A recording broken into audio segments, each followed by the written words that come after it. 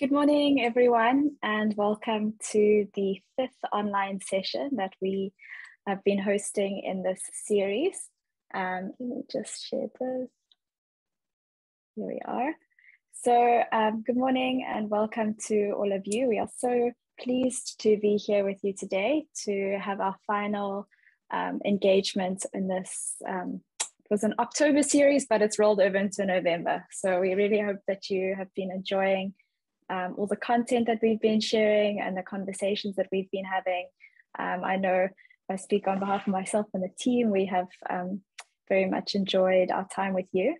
So for our session today, we are going to be having I've broken down the agenda simply, but yeah, it's quite a full agenda. So we hope that you will stay with us throughout. We will be sharing lots of information. But before I go into the agenda, I'd just like to welcome all of the SCAT staff that are here with us today. We have our finance manager, Hisham Modine. We have our SCAT programs director, Seth Ladi. And you all know the SAPC team, Sandra Mandaza and Lisa Magadla are here with us. And also Abigail, who everybody knows, Abigail from SCAT. So thank you very much to our team. And then we also have Thabo, who is here from HBF. So that is from the staff side who is here today.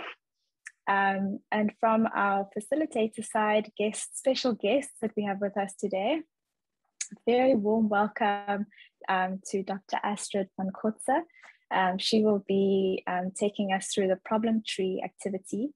And I feel so grateful to have Astrid here because she's such a knowledgeable person in her field, years of being in the academic space, and she has been a popular educator in the most recent years, and before that she was a professor of adult education. So we are in a very good company with Astrid here today. So as far as our agenda goes, we have broken it down in this way. The first thing that we will be looking at is the problem tree that many of you would have completed. And if you haven't completed it, I hope that you will still have time to do that after the session. It's still worthwhile activity, even if you hadn't completed it before. So Astrid will have 30 minutes to go through the problem tree. It's a very interesting way of looking at an issue that you are dealing with. So we hope that you will enjoy that. Then we will go into your breakout groups to discuss the core grants that many of you are going to be submitting your applications for. We want you to take the time to share ideas. Maybe you can be inspired, learn from your peers in this space. So we will have time for that. Then we will have a presentation by Seth going through the requirements for the application and what types of projects will be supported by this grant. And then very exciting, we also have time to ask questions and hear a short presentation from Thabo about the Youth Citizen Journalism Fellowship. I know some of you have been asking us questions about that and that you are eager to apply. So this will be a time for you to hear more about this fellowship. And then we will have our closing and next steps. So quite a full agenda today that we have. But yes, I hope that you will thoroughly enjoy that time with us. So I think what I would like to do now is to welcome Astrid. Here I am. Thank you so much. Here you are. So as everyone can see now, Astrid's video is on. I'm going to switch mine off. But then can I please ask all participants, please keep your video off because it's quite distracting if we have lots of videos on. So unless you are speaking and you want to put your video on, let's all keep our videos off. And also if you can please keep your microphone muted unless you're speaking. That will really help us so that we don't have to keep muting people that are coming off mute. Okay, great. So Astrid, I'll stop sharing and I'll hand over to you. Thank you very much. Thank you and welcome everybody. I'm not going to do a long introduction because you have a full program as it is. Can I ask Ngumisa to share the image, please?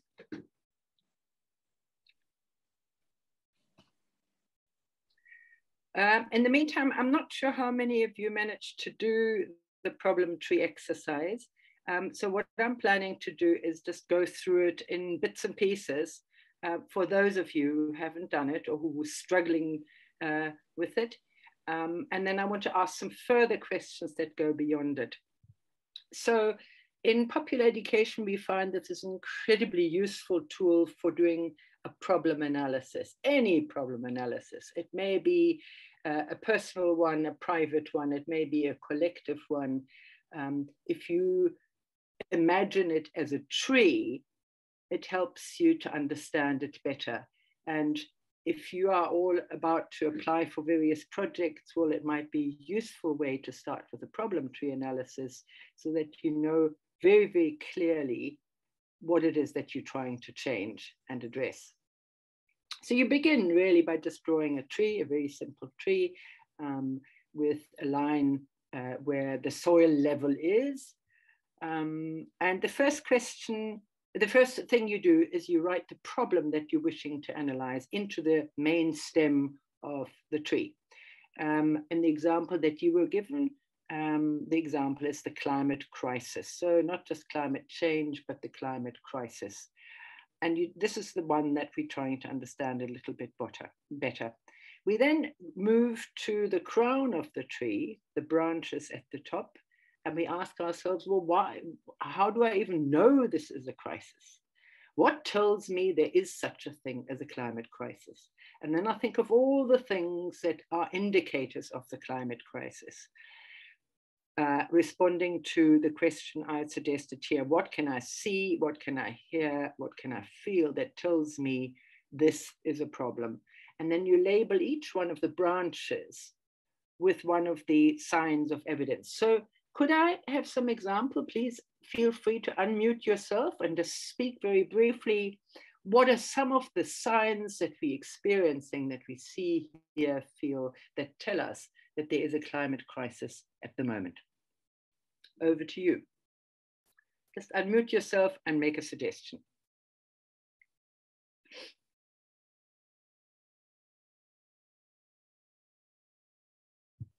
Anybody? What tells us there is a climate crisis? We know there is a climate crisis, but how do we know that? Who would like to make a suggestion? So we can label these branches. Let's go for drought. Drought, absolutely. Drought. Yeah. Huge one in South Africa, especially in the Eastern Cape. What other ones? We've, in the tree here, in the example, I wrote hunger, water shortage. What other, I mean, you know, if somebody comes to you and says, what do you mean climate change, climate crisis? How do I know that? What would you say to them?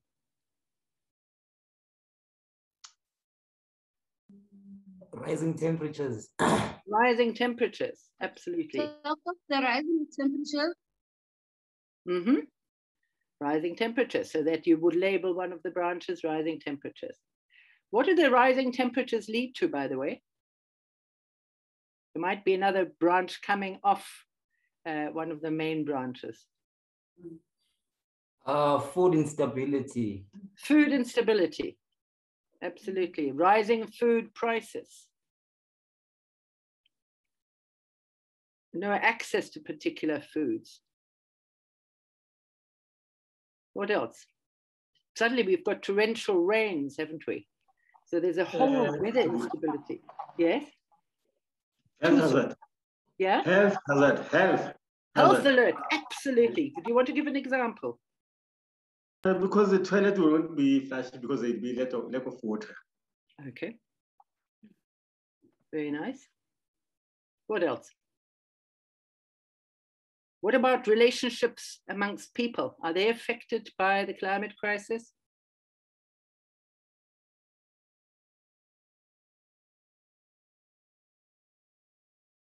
We see in some other parts of Africa, we see big migrations, don't we? People moving away from one area. We see it here too, because they can no longer sustain themselves in that area, and then they move away to the city or to another area, and then there's conflict. As another example. Any other examples you can think of? All right, well, you can do it, you can take your own time and you can do it at home. I think it's quite important because it gives you the scope of the problem. So you could ask yourself, what kind of economic signs are there of a climate crisis? What kind of relational ones? What kind of environmental ones?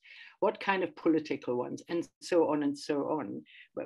With relationship, the politics of gender, for example, does it affect a particular relationship between men and women, or between older people and younger people, where we may not even have thought that has to do with the climate crisis, but if we dig a little bit,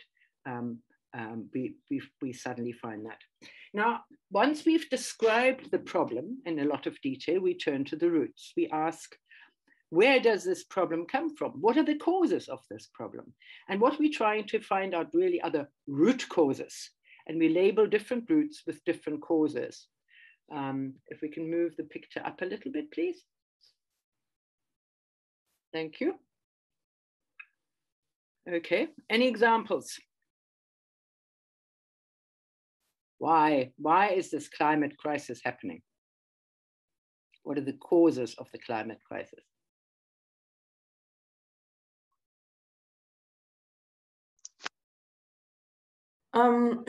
Sorry, Astrid, if I can intervene. Yeah.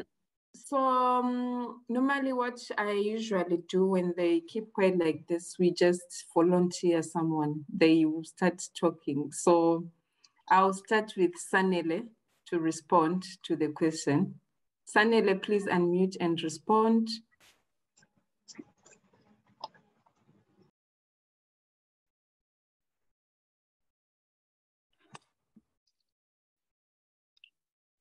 The question was, hello. What are some of the causes of the climate crisis? Yes? Hello.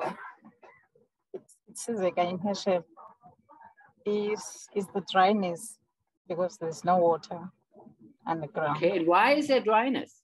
Why is there no water? There's no rain. It's not raining. Aha, there's no rain. Okay. So that's one of the causes. Sorry, can you please repeat your question? The question is, if we try, why is there a climate crisis? What are the causes of the climate crisis? Why is this climate crisis happening?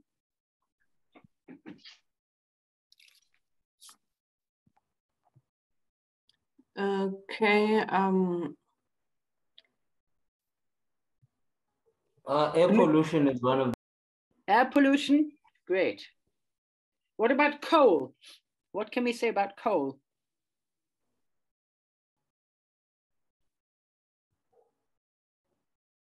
Okay, in the interest of time, let me give you a couple of examples. So the extractive industry, for example, is a cause of the climate crisis. People digging into the ground and digging up, especially things like coal, but other minerals as well. The erosion of the countryside, of the land by felling trees, huge cause of the climate crisis. Can you think of other examples like that? Deforestation. Deforestation, absolutely. And what does deforestation lead to? Deforestation can lead to respiratory problems. If there's less trees, that means there's less oxygen. Less oxygen. To breathe. Yes. And what happens to the soil? If you fell a tree, what happens to the ground? The soil becomes eroded. Absolutely. Yes. So you get, yeah, let's take one more example. Another cause. Emissions of greenhouse gases Absolutely. Emissions, dangerous emissions from too many cattle, for example, and industries. Yes. Okay, so they're the causes. So you label the roots of the tree with these causes. And for each one of those, you could say, but why is this happening? Why are emissions happening?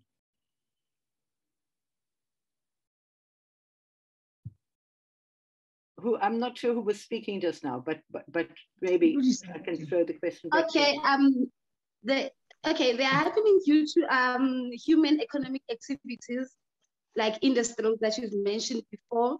You talk of burning of fossil fuels, the production of many other products that we need to use on our daily basis.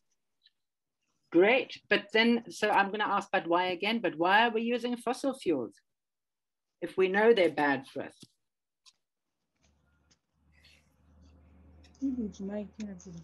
There is a lot of drought that I can see there. The roots are exposed to high temperatures. They are even, there's a lot of erosion that I see there. The soil is eroded. Then the tree cannot even stand or else have a balance on its own. It's becoming dry up. That's absolutely right. Why are people cutting down so many trees? Yes, if you go up there where we talk about hunger and so forth, yes, you find that the tree there, it doesn't have even leaves. But if you go there in the middle of the stem where it tells about the crisis, it shows this tree, it was fruitful for the first time. Yes. It can bear its own fruit, but now it's dried up to this high drought. Yeah. Thanks a lot. Thank you very much. Now, but I want to know if we have this erosion problem because we're felling too many trees, why are we felling so many trees? Who is felling these trees?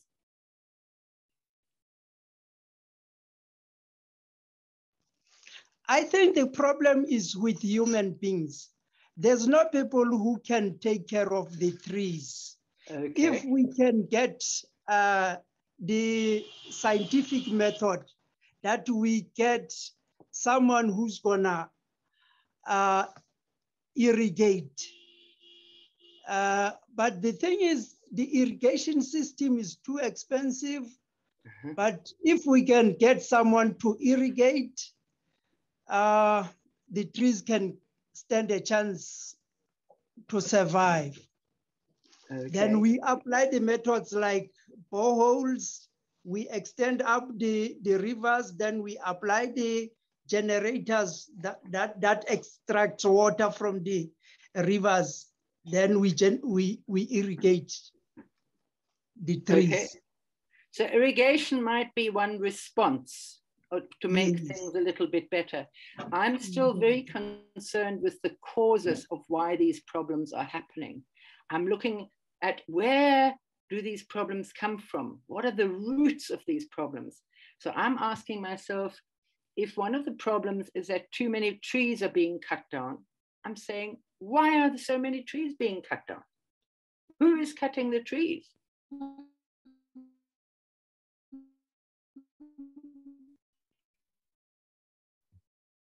So we know that in some areas of the world, in particular, the trees are being eroded massively because people are trying to create more land for grazing for cattle.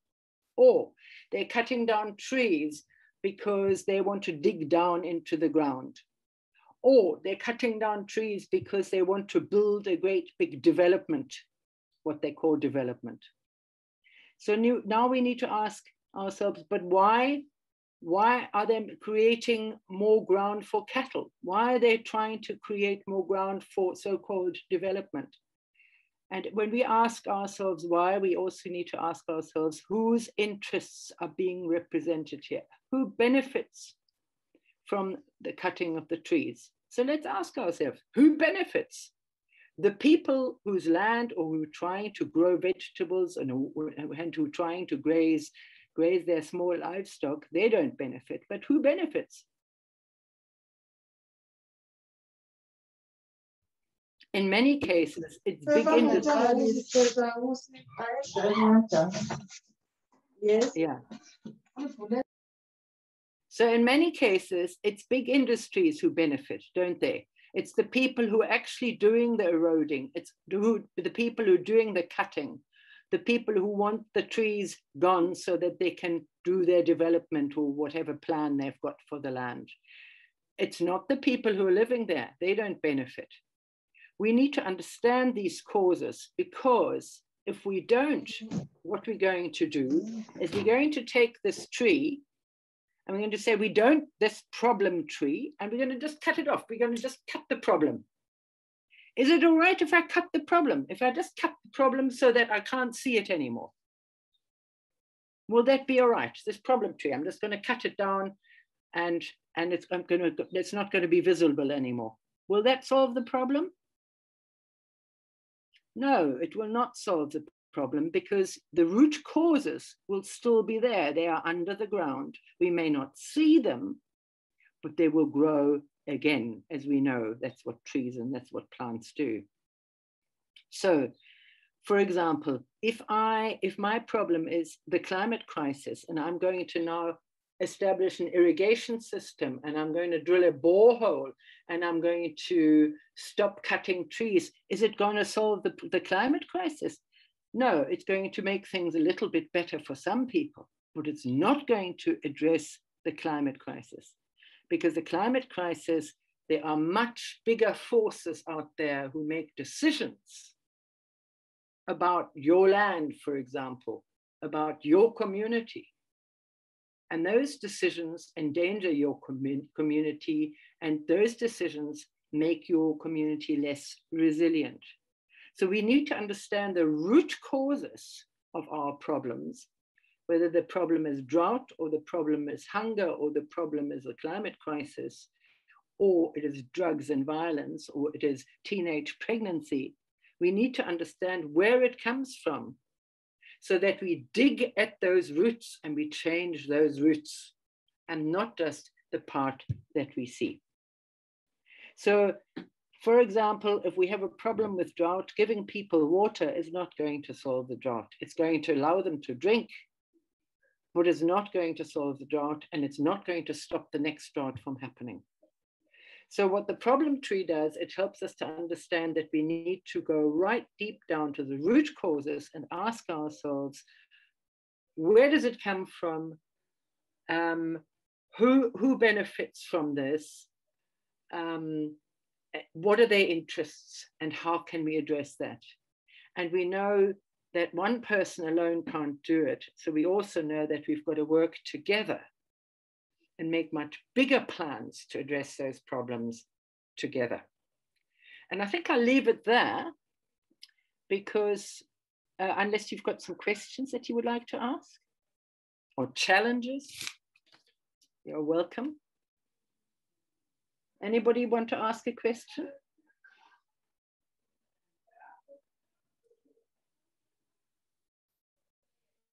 No? Okay. I wish you luck. Sorry? And I wish you a very fruitful session. Yes, no, Melissa. Yeah? Go. Speak. I would like to ask.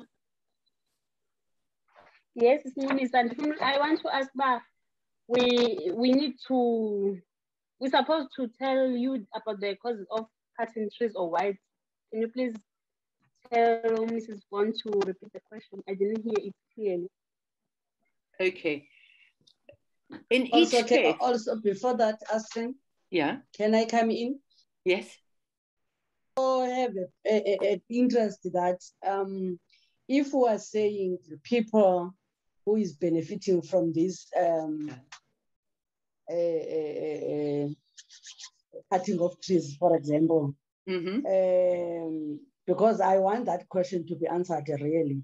Who is benefiting? Because it's not the community really.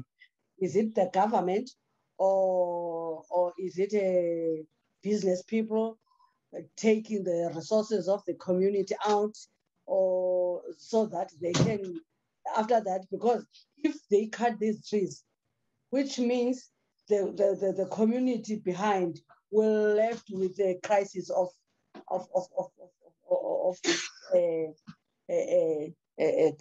climate change. Yeah. So I want this thing to assist us who is benefiting really in these things, because when you talk about for instance, there's no water. They become dry because there's no water, there's no rain, there's no rain. But in other areas, they're depending on taps water. They don't have even those streams or dams or whatever. They're depending on tap. Who is responsible to make sure that the water taps for the community is there, and it is not the just the picture of a tap. It's running water, because most areas there are those community water tanks, but there's no water at all. You see, so who is benefiting? Who is causing this thing? Because there is, in my view, there is a person who is responsible for all of these things. Thank you. Very good point, Nombulisa. Thank you for that. I think we must distinguish between service delivery and poor service delivery, and this is what you're describing, where some people have reliable water and others don't have reliable water. That's poor service delivery, and we are very often holding the government responsible for that. The government is, of course, co-responsible also for the climate crisis, because they are supposed to put policies and actions into place that are going to protect us from the climate crisis. So I think, as you're pointing it out, we need to understand these causes of your lack of clean and clear and enough water. We need to understand the causes so that we can understand exactly who are we going to blame. Are we going to run to the government and say we want better service delivery? Or are we going to run to a different government department in this case and says, you must make better laws and better practices to protect us from the climate crisis? And this is why we need to understand the causes. And I think, like in the water crisis, for your water delivery, you would go to one set of people. For the bigger issue of a lack of rain and a lack of storage water, etc., you would go to a different department if you want. You would look at different powers. Now, when people come and cut the trees on your land, then they take the trees away and they sell the trees, or they turn them into something else, and they make a big profit. So they benefit very, very well, while you don't benefit. So who's to blame? Who is the cause of your lack of trees? Well, those people, it seems. But then we need to ask ourselves, who is behind those people? Why are they doing that? And then we need to look at the economic system, and we realize that the economic system rewards people who produce and produce and produce and produce and sell stuff and benefit from that. And then we'll say, well, that economic system doesn't benefit me, and it doesn't benefit poor people, for sure. So what we need to change is the economic system, not just the person who represents it. Does that make sense? So it's, in a way, it's about a scale of addressing a problem, but it's also about the addressee. Who are you going to go to?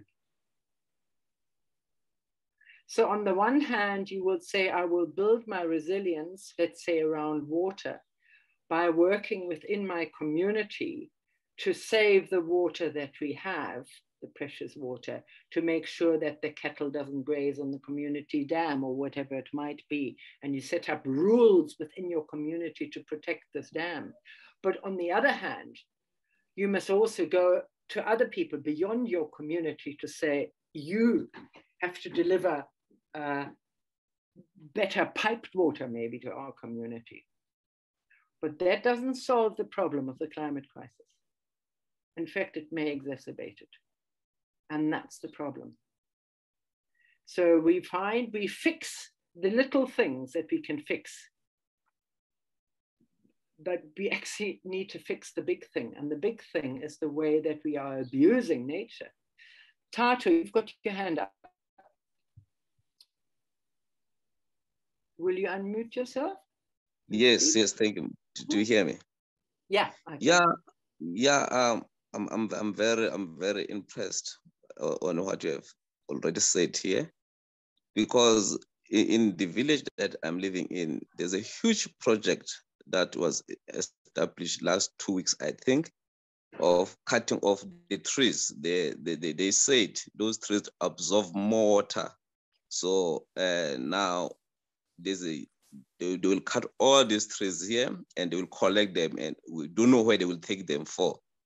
But now, as we're speaking, I say, hey, there's a lot that really we've been misused because we don't have an understanding, and we're excited that at least the youth will have a job. They will be employing our young so that they can be not around the street. But now I'm worried after 5 years to come, what will be happening? As you say, the roots will remain in the soil, and when the raining is coming, they will come again. So there's no solution at all in what they are doing. But for us, we're happy that at least our youth are working now, because they will be earning a 3 point some change. So we're excited. But now I'm looking the risk of what will be happening after years to come. Thank you. Thank you, Tatu. I mean, it's probably alien vegetation that is being cleared, and that's a good thing, because the alien vegetation actually just sucks the water from the ground, but it's a fire hazard, a fire risk. So that's happening in many places. The thing is, they should be replacing those trees with other trees. They shouldn't just take them, because when they take them, they also take the firewood of the people, aren't they? So, you know, you can't, I mean, this is partially the problem, that people just, you know, do one solution that isn't a solution because it causes some other problem, and they don't work together. Thanks. Misa. I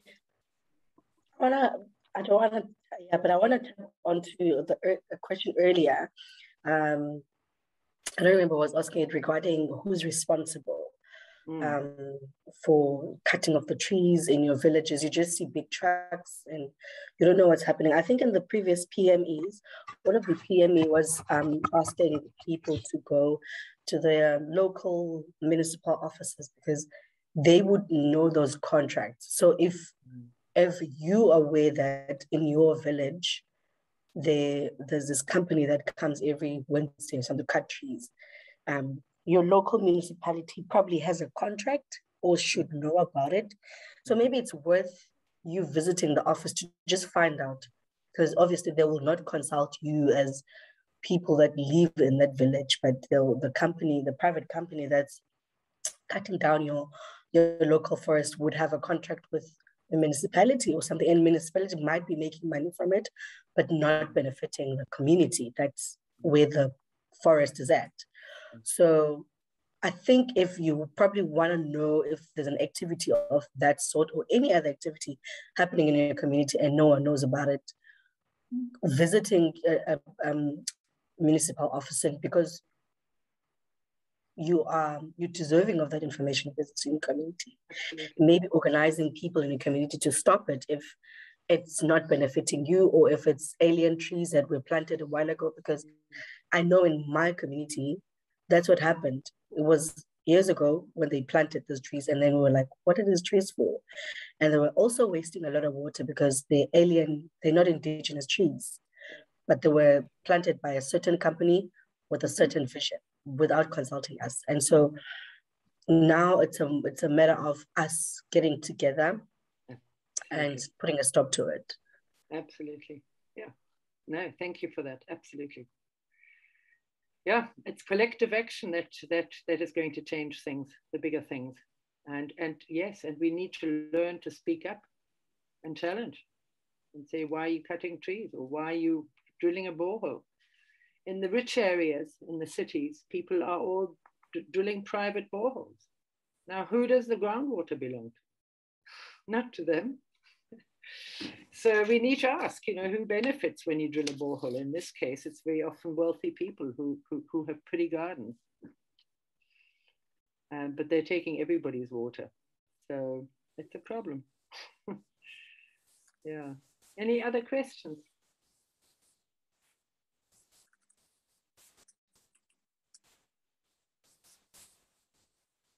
Yeah, Eugenie Maputolos says, capitalist class and the government make profit on the expense of the lives of ordinary citizens. Absolutely. Yeah. Okay.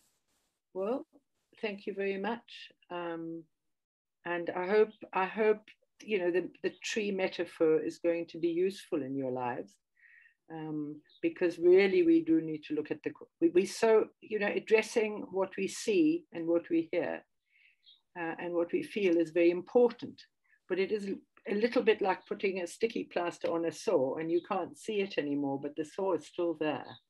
So we do really have to go to the root causes of a problem and then ask those uncomfortable questions about interests and benefit, and then try and address those.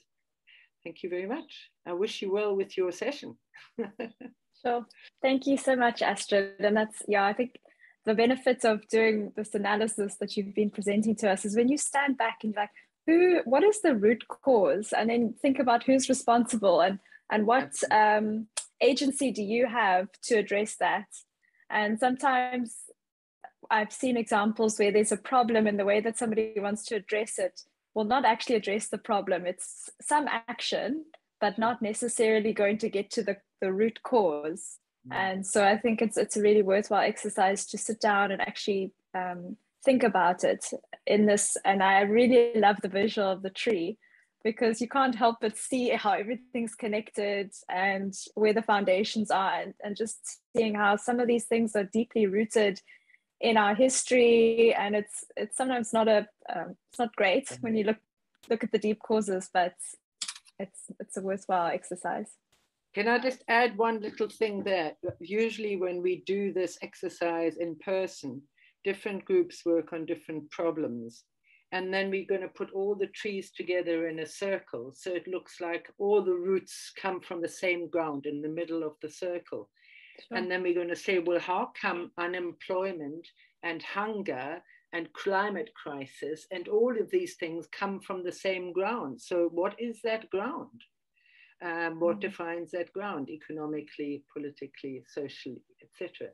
And then we realize that it is in fact that ground that we need to change. And it reminds me of another exercise where you look at a flower and you say, what makes that flower bloom? Well, it's the quality of the soil, and it's the sun, and it's the water. And we need to ask ourselves, so what is the sun? What is the sun? What is the quality of the soil for us in our society that makes things thrive? And if we don't have a quality soil, then how do we make it better? Okay. Absolutely. Well, thank you so much, Astrid. I can see in the chat box, we're getting lots of thanks as well. Thank you very much. Great. Thank you so much for joining us. Okay, wow, that was a short session, but I hope that it's given you a lot to think about, especially for those of you who are in the process of conceptualizing your core grant application. So now I'm going to hand over to Sandra, who is going to be explaining our next session, which will be breakout groups.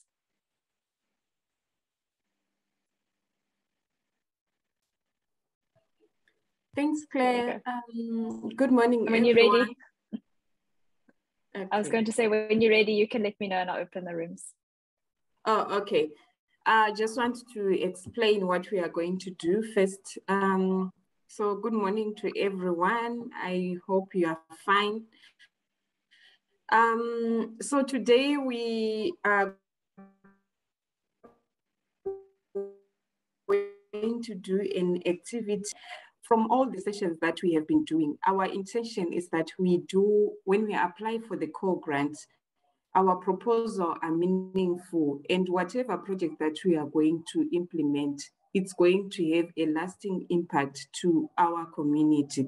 That's why we are trying to have all these sessions and trying to find all these facilitators who come and share their knowledge, or they come to probe to us, so that at least we do have a better understanding.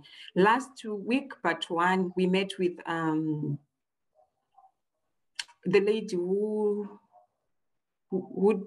took us through the vulnerability assessment. Claire, if you can. Catherine, yes, Catherine Vincent. So remember when we were going through the activity, what Catherine said, we came up with our top 5 challenges in our community, which we all remember what were our top 5 challenges that we are faced with. So maybe today, let's try from there to say, these are our top 5 challenges, and we probably want to address one of the challenges, or 2 or 3 of the challenges, whatever our funding would permit. Remember, our core grant is to a value of about 100,000. So what we are going to do today, please take note. First, in your groups, you define your project title to say, our project title, this is the name of our project title. Then the step number 2, you now tell us that project, what are the climate issues that will be addressed. I'll send these steps in the chat box. You can also write them down as we are talking. I'm sure I can share my screen and show you.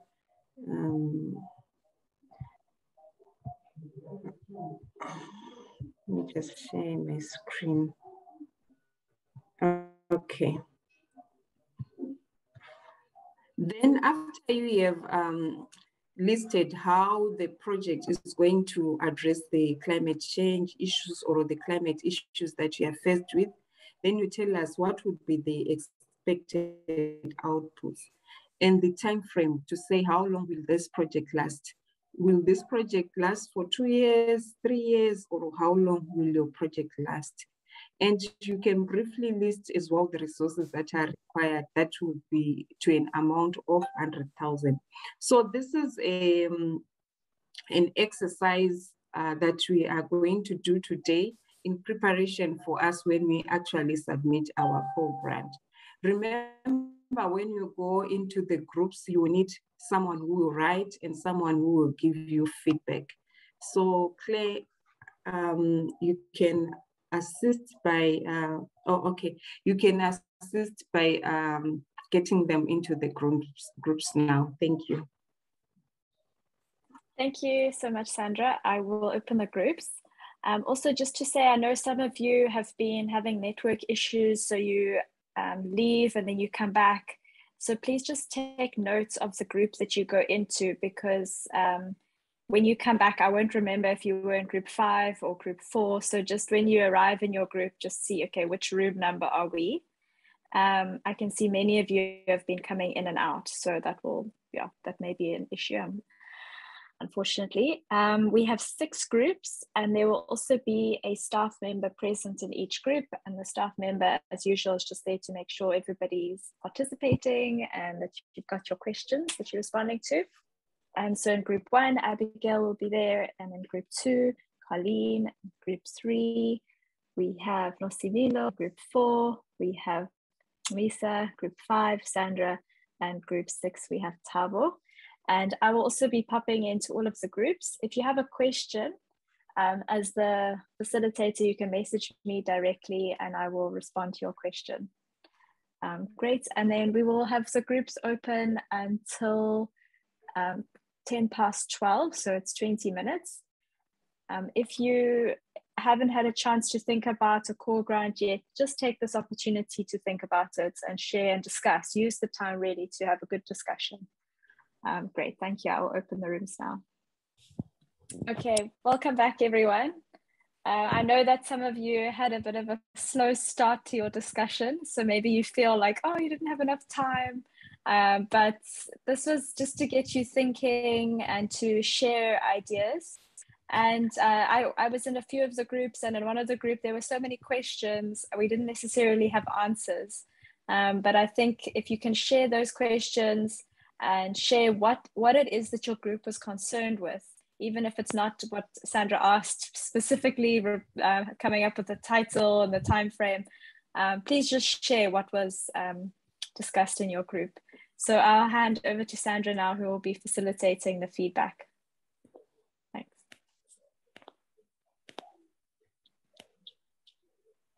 Oh, Sandra, you're muted. Thank you so much, Claire.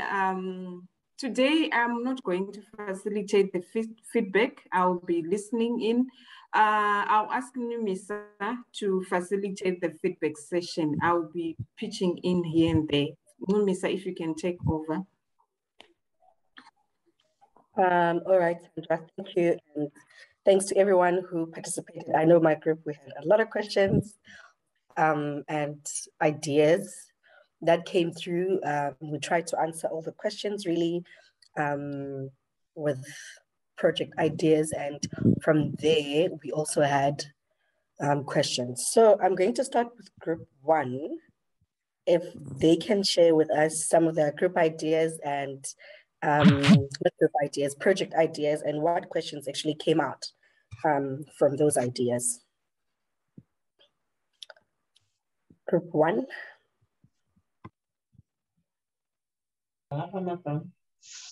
Who was group 1, Numisa? Who was in group 1? Avuyile and some members. Okay, I think Avuyile is going to report back.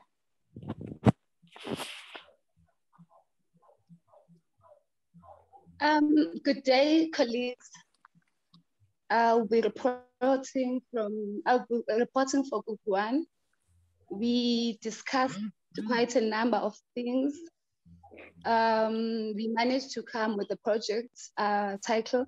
Okay, initially we didn't even have a project title, but it was just an idea. We had 2 ideas, in fact. The first one was recycling, waste recycling, as well as planting of flowers and food gardens. To answer the second question, the question was climate change, climate issues that will be addressed. We will talk about recycling. So the climate issues that will be addressed through recycling, it would be reduction of carbon dioxide and methane, since they are greenhouse gases and they contribute to global warming and climate change. It was because we have learned that organic waste, when organic waste decomposes,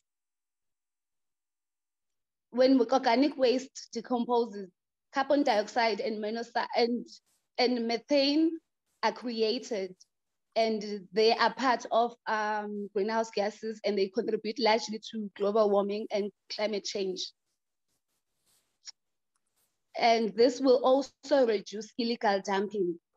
We know that the reason we have a problem of illegal dumping, it is because the municipalities, the local municipalities that are heading the key performance area of collecting waste are not doing much in helping us, in helping our communities as well as businesses. They do not collect, and they don't offer the service for rural areas, which most of us, it is, okay, for the rural areas, of which most of us are coming from rural areas and are here because of rural areas. Another question was,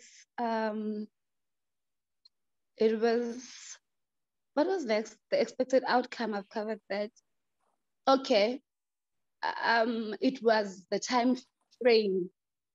With this one, it was hard because in as much as that the core grant will take, the core grant will be for a year, the 100,000 rands is for a year. but we would love to have these projects recurring because the climate change problem is here with us and it will be with us for as long as we live.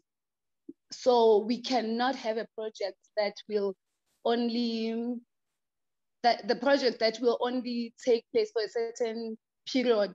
We want it to be a recurring project.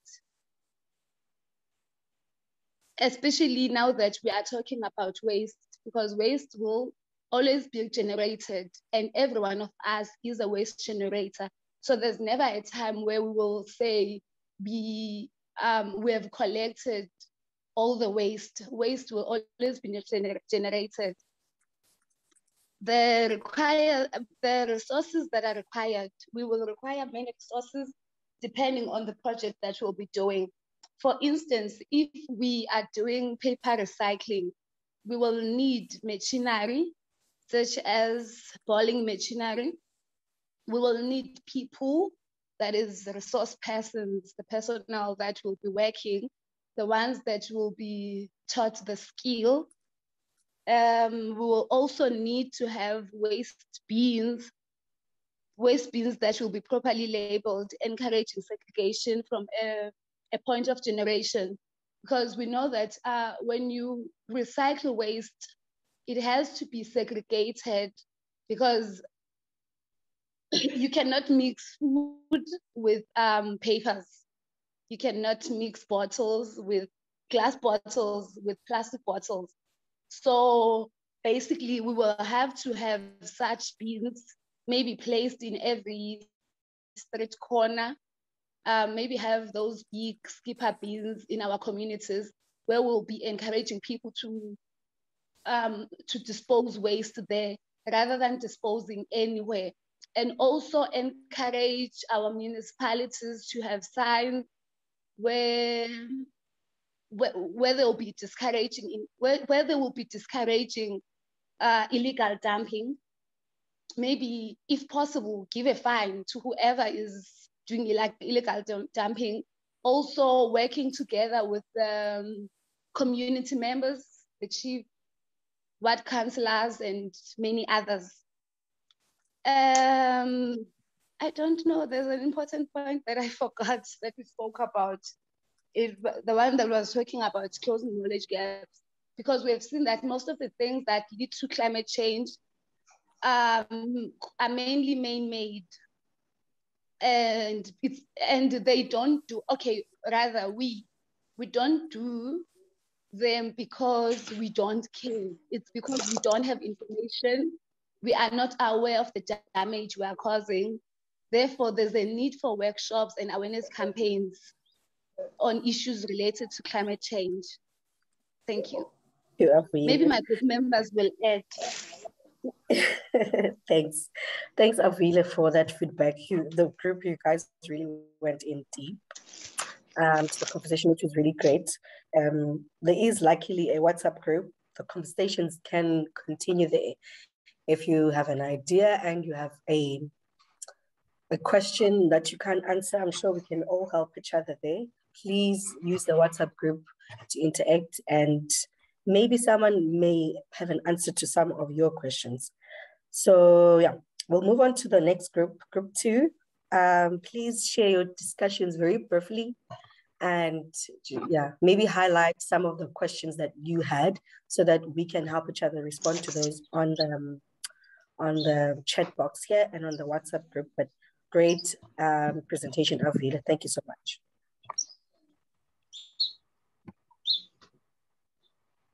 Group 2.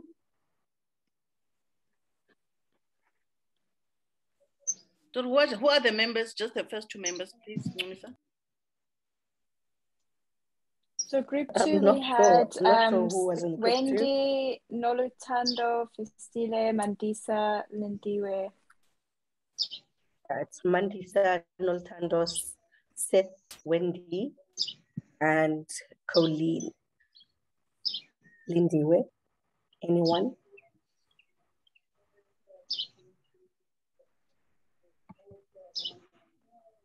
Okay, it looks like Mandisa is presenting to us. Nolthando, can you see the presentation? It's Nolthando, sis. Yeah, yes, I can see it, Mandisa. Thank you. Yes, we can see. Okay. Oh, okay. Good afternoon, everyone. We are group 2. Then our topic, we decided that we're gonna doing the clearing of alien vegetation and the climate change literacy, a broader education on the alien vegetation. Issues to be addressed, we said the prevention of water scarcity, because we know that the alien vegetations are using a lot of water, which are leading to water scarcity. And then eliminating use of pesticides in the farms, care for the land, improve growth of food for consumption, and use alternative energy sources other than electricity and carrying of food, and e.g. solar panels and gel stove. Okay. What are the expected outputs? We said that we're gonna have a cleaner air with health benefits to the people, preserved water, high quality of food production, and the increase in food production, which will be leading to sustainable food in our communities. The required resources, we say that we will need equipment for clearing of vegetation, we will need money, we will need skilled employees who will be carrying out our project, we will need technical expertise to identify the alternative energy sources that are not harmful to the people. And also we'll need climate change facilitators that will climate change literacy. We're going to be conducting climate change literacy material for, as we're going to be doing the campaign. So we'll need material like posters and flyers that we're going to be contributing to the people. So we will be needing also that material also for climate change community campaigns. The duration will be 2 or more years. We were not sure about that. Thank you.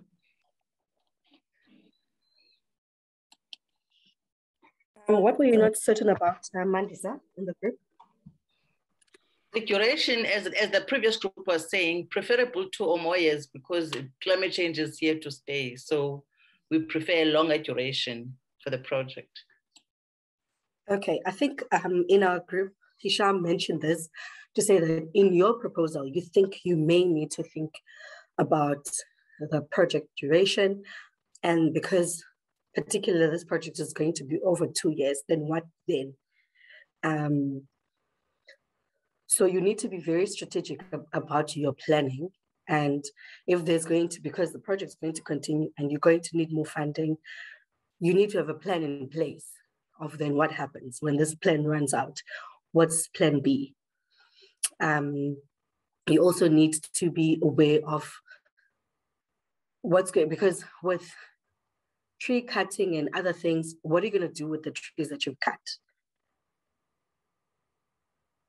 And stuff like that. So I think before you start a project, you also need about all the aspects surrounding the project.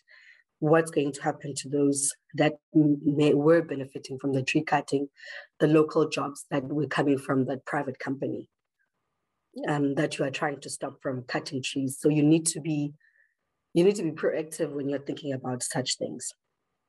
But we will move on to the third group. But like I said, it's things that we need to discuss further. We can discuss them in the WhatsApp group or in the chat here or anything, but other people also can help you with your ideas to say, these are the things that may come out, because with everything that we plan, there is the plan that we have, but there's other things that may come as a result of our plan or as a result of the project. So you also need to do your due diligence on those things. So we're going to move on to group 3. Let me see who's in group 3. Mahadi. No, that's group 5. Bomgazi, Nolutando, Nomboniso, Nosmilo, and Nosipo. It's all the ends. Can you guys please present to us? Okay, Thank you to group 2. Okay, Nisa.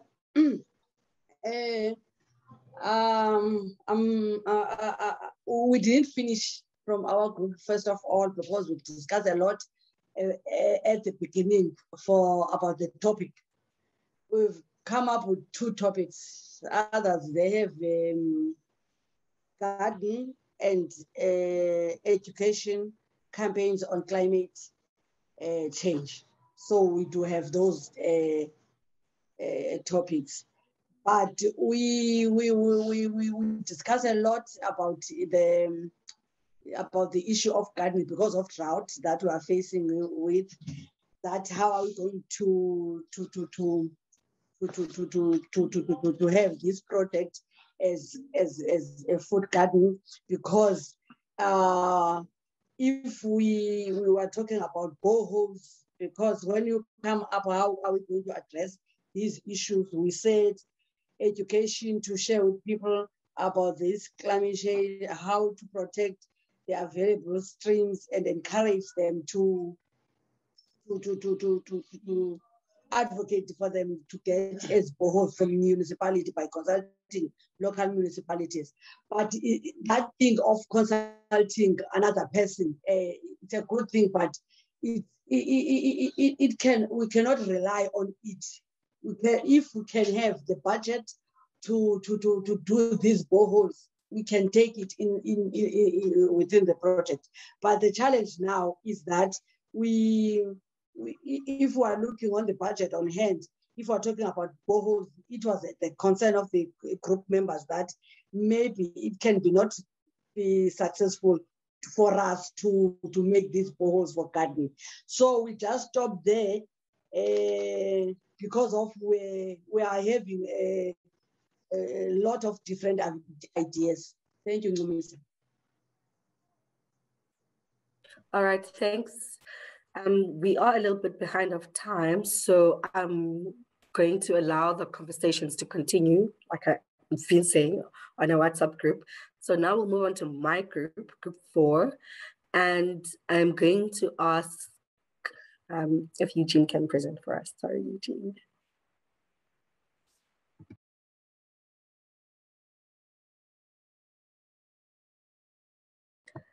Eugene, are you there?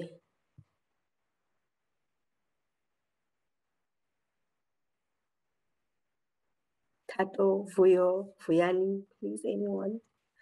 It's my group.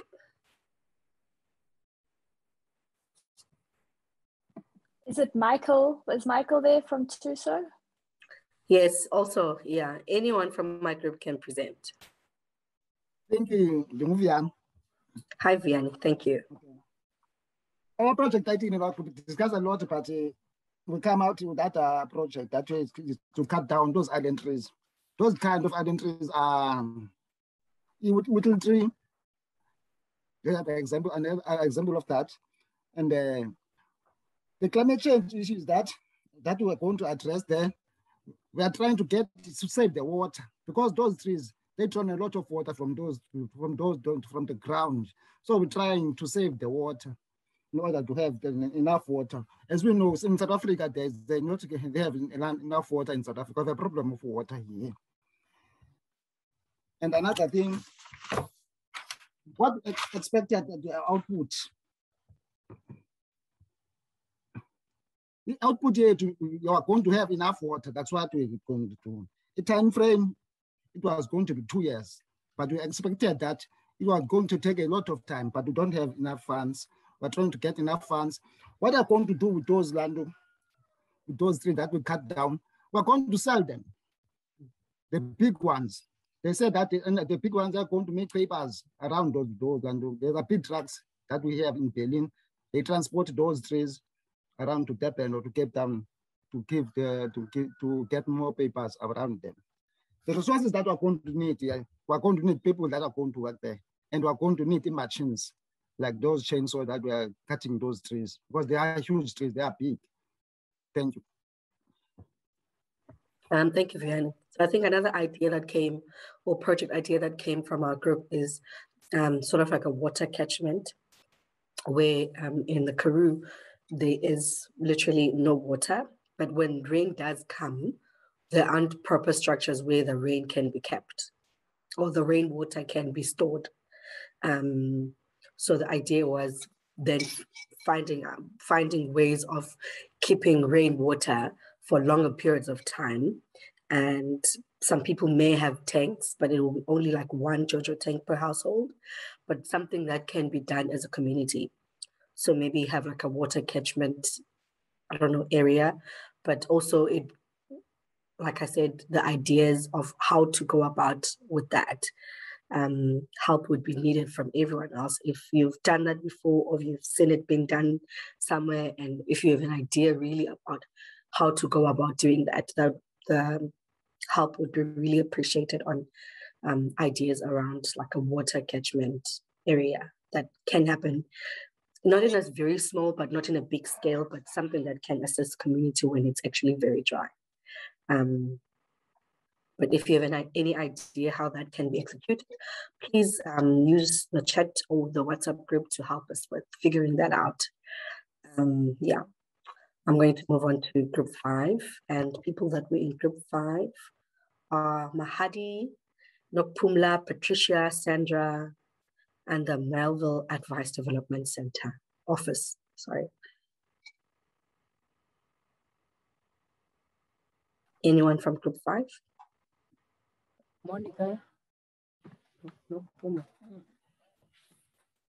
Our project is clearing the alien species. The climate issue is drought because these species use a lot of the scarce water. Expected output, a clean and safe environment, land for growing, especially fruit trees. Grass will be able to grow where animals will have enough to eat and produce quality wool. The time frame we said it will depend because these species regrow when you cut it, so it may need longer time. That's all. Thank you. Thanks to group 5, group 6.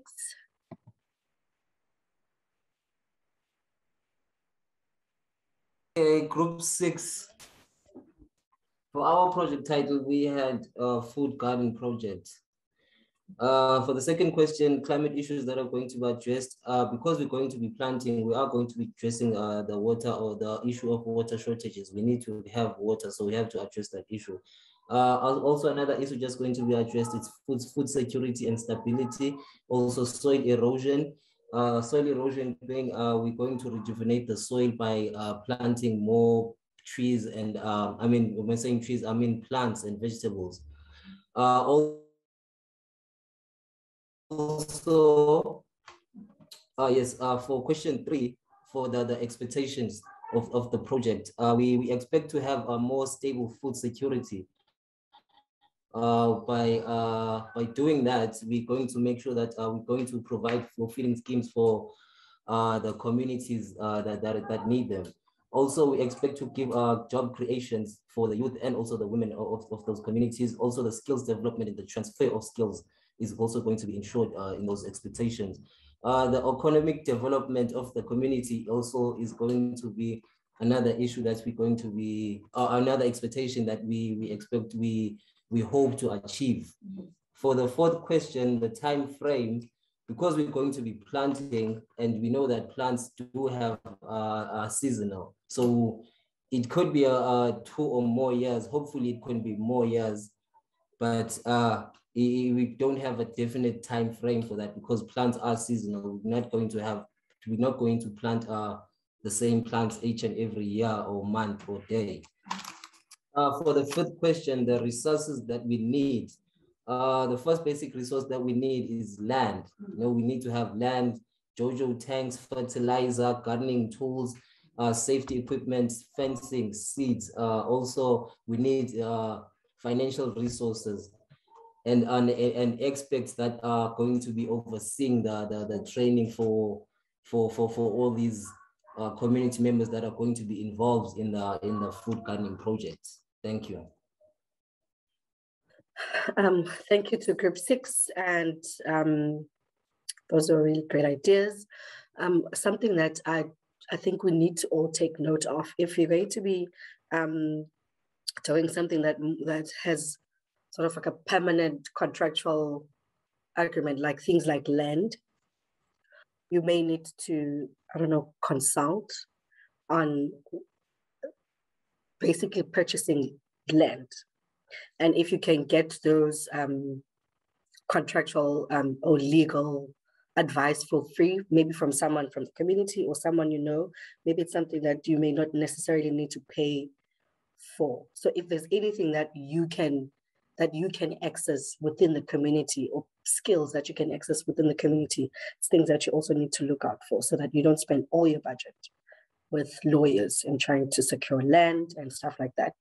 Also, we had, in my group, we had luck to be joined by Hisham, who's our financial manager. And he said, if you're going to be purchasing things like your machinery to uproot trees, or if you're going to be purchasing tanks and stuff like that, you need to be aware of how much they really cost.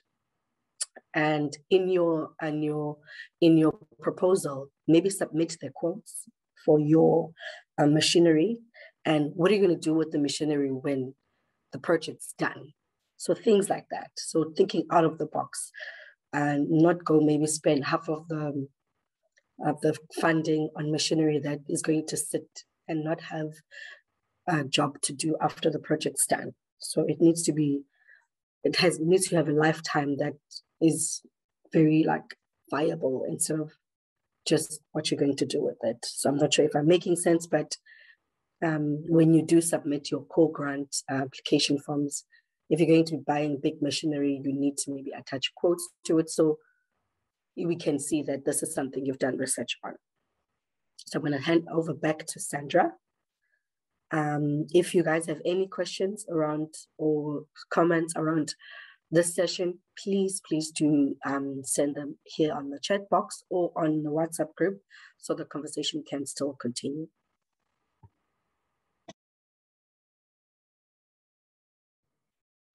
Thank you so much, Mumisa. Thank you very much. Very interesting projects.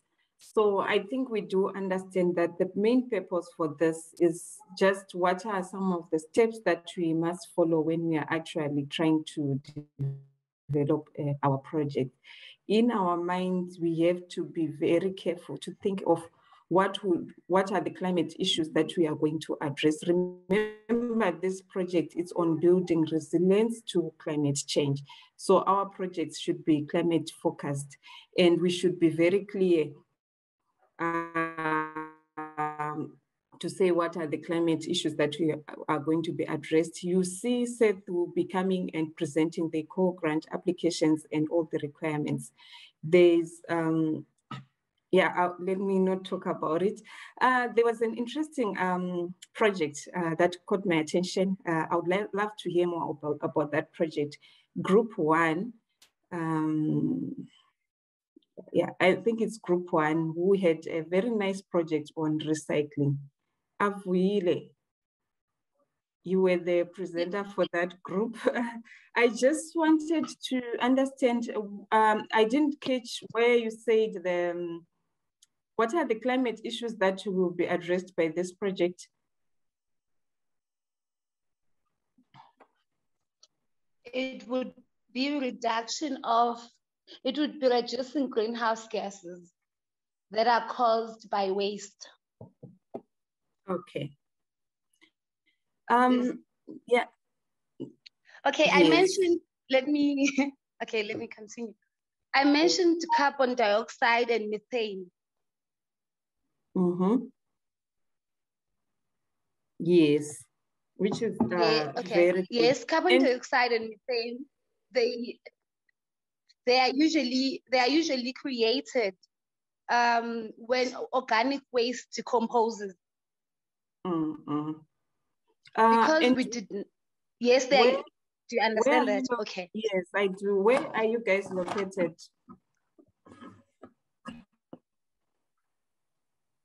Where are you located? We are located in the Diocese of Mzimvubu.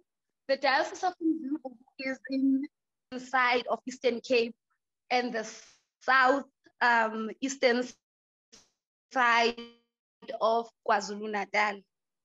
Okay, all right. So I think we will talk about. So it starts from Lusibisi All right.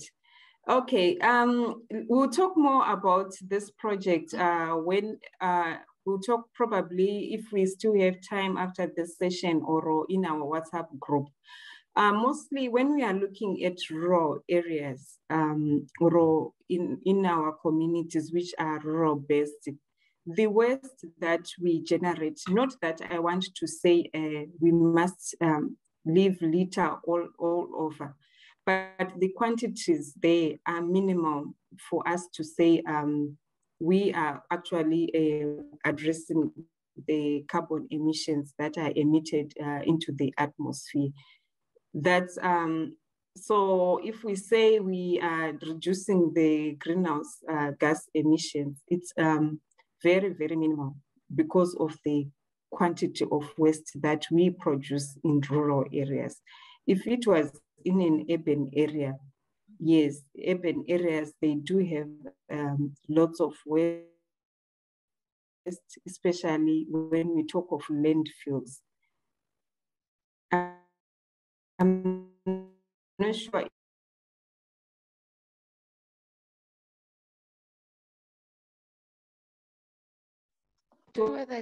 if we are together there. I'm sure you guys, you do understand the context of your community, where you are coming from. So we'll talk further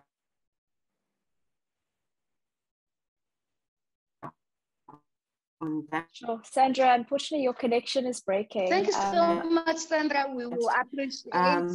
Thank you so much. I've taken.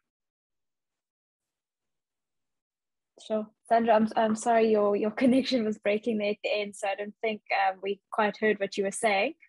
But I think it sounds like you gave really some points to consider, and for all of us as well. I always think, how is this a climate change issue, and try to be very clear in your mind and in your proposals how it is climate change related. So unless there are any final points to speak about, I think it might be a good time to just take a 5-minute break. Welcome back, everyone. I hope you have all had a nice leg stretch. So I'm going to hand over now to our SCAT Programs Director, Mr. Sehladi, who will be taking us through the core grant presentation. Seth, can I hand over to you? Great, thanks. Yeah. I hope you guys are able to see them. Yes, we can. Thank you. All right. Yeah. Once again, apologies for my my computer camera.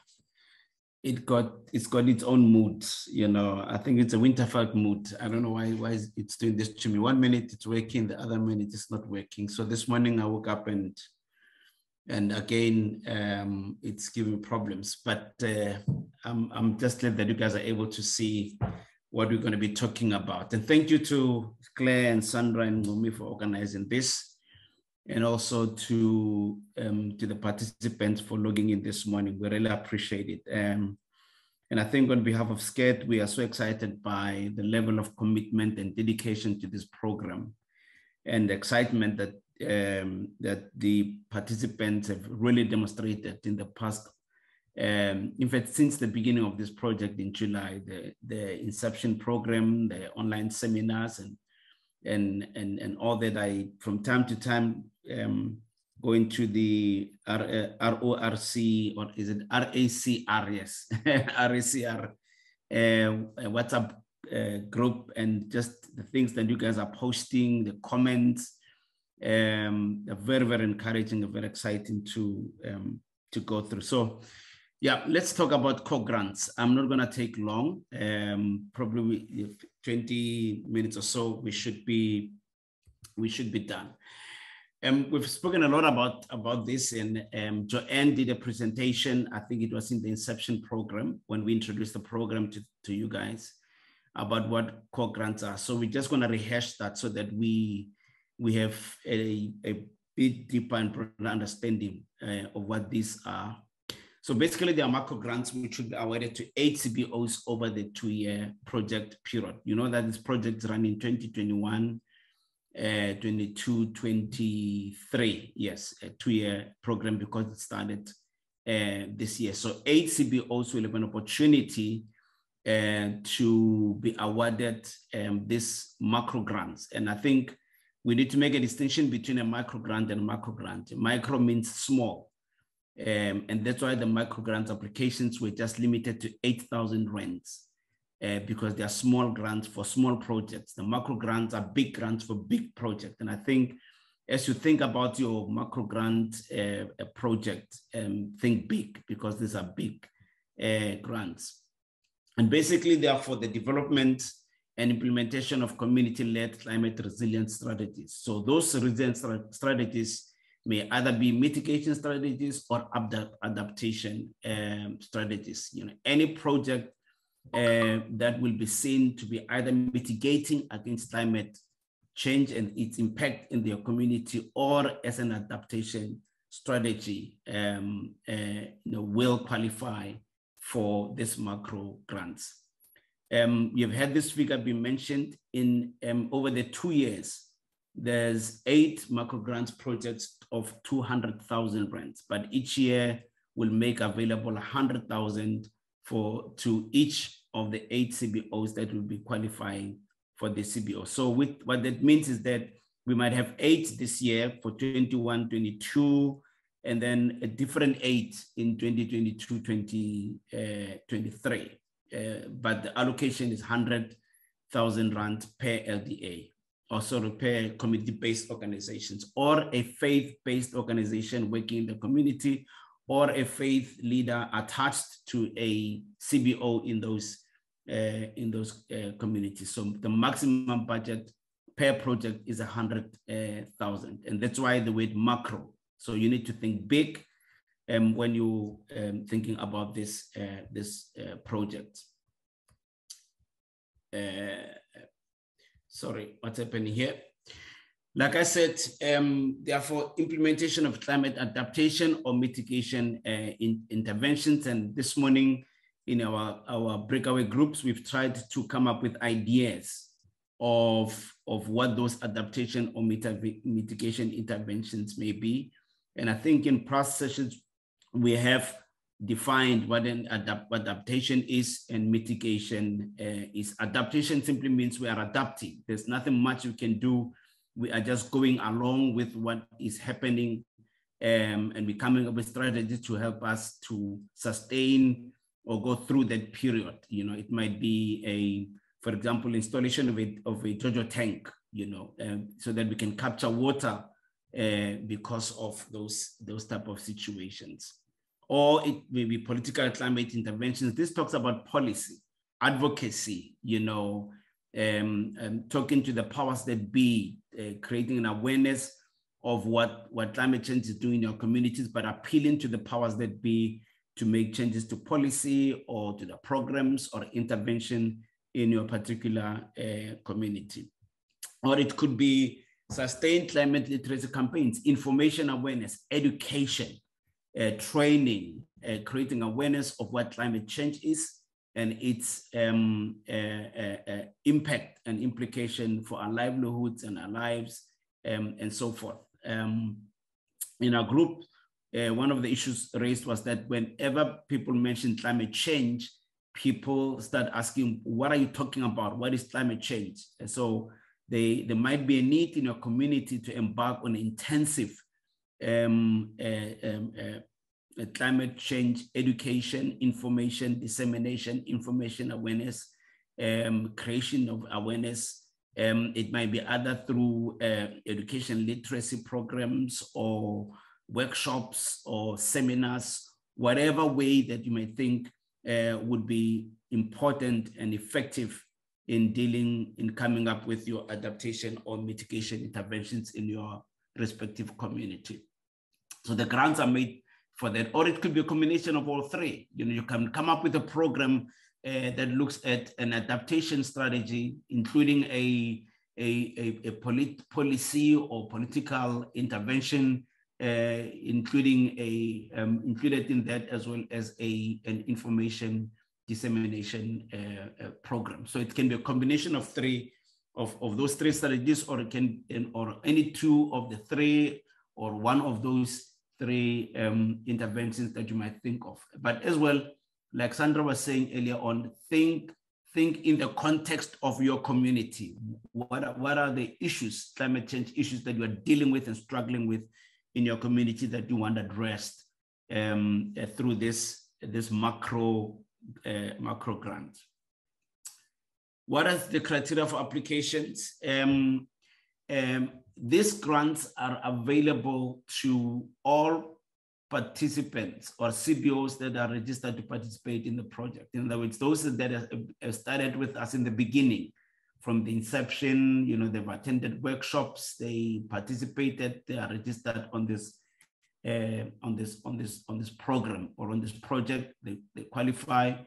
They have to be rural based. And I know that in the past, there's been some debate about whether places like Graaff-Reinet, is it rural, or Beaufort West, is it rural, and so forth. There's been those kind of conversation, but it has to be rural-based CBOs working with faith leaders in their communities, or faith leaders working with or attached to CBOs in their respective rural communities. And why are we insisting on there being structure in whoever is applying is because, like for example, the SCED funding requirement requires that we don't deposit money in people's individuals' bank accounts, but we deposit money into registered organizations. In other words, there must be a bank account, there must be a constitution, etc., which we'll talk to in a few minutes time. So it has to be a CBO working with faith leaders in their community, or a CBO led by faith leaders in their respective community. And priority will be given to women and youth-led CBOs, because remember, the drive now is to bring more women into the mainstream of community development and young people. It does not mean that men are discriminated, but when we consider these applications, women-led organizations will get priority. This is about our drive of women empowerment, women development, and gender parity as part of access to justice as an organization. Very important point is that the project has to demonstrate that it is addressing a climate change issue. Hence the question that Sandra was asking Group 1. How is this project addressing a climate issue or climate change issue in your community? So as you think about your project, have that at the back of your mind. It has to demonstrate that it is dealing with. I'm the only one speaking. It has to demonstrate that it is addressing a climate change issue. So as we go through the applications, one of the main criteria we're looking for is does the idea or the project concept address a climate change? If you say we are doing landfills, what are you trying to address? If you're saying a clearing of alien vegetations, what are you trying to address? If you're saying we're doing a cleaning campaign in the community, what are you trying to address? So the intended outcome must demonstrate that it is addressing a climate change challenge or issue in your community. Going on with criteria, the CBO has to be registered with proof of registration. In other words, you must demonstrate to us that you are a registered entity. And proof of registration means that you must have an NPO registration number. This helps with audit processes. This helps with compliance issues from a funding point of view. And therefore, your organization has to be registered. Like I say, we will not be depositing money into individuals' bank accounts. There has to be a registered organization with a bank account. And you must have a functioning governing and management structure in place. Some organizations are registered, but it's only one person that's running this organization. No management committee, no staffing. It's running from their own home. They are just alone, they and their iPad or laptop and a sofa. That's not what we're looking for. You must demonstrate that you have a functioning governing, by functioning meaning that there is a management committee or a board, whatever you call it, or a trust, whatever you call it, and they are meeting regularly. There's proof. There are minutes of meetings, minutes of decisions being made, clear policies and procedures on how funds are dispersed and accounted for.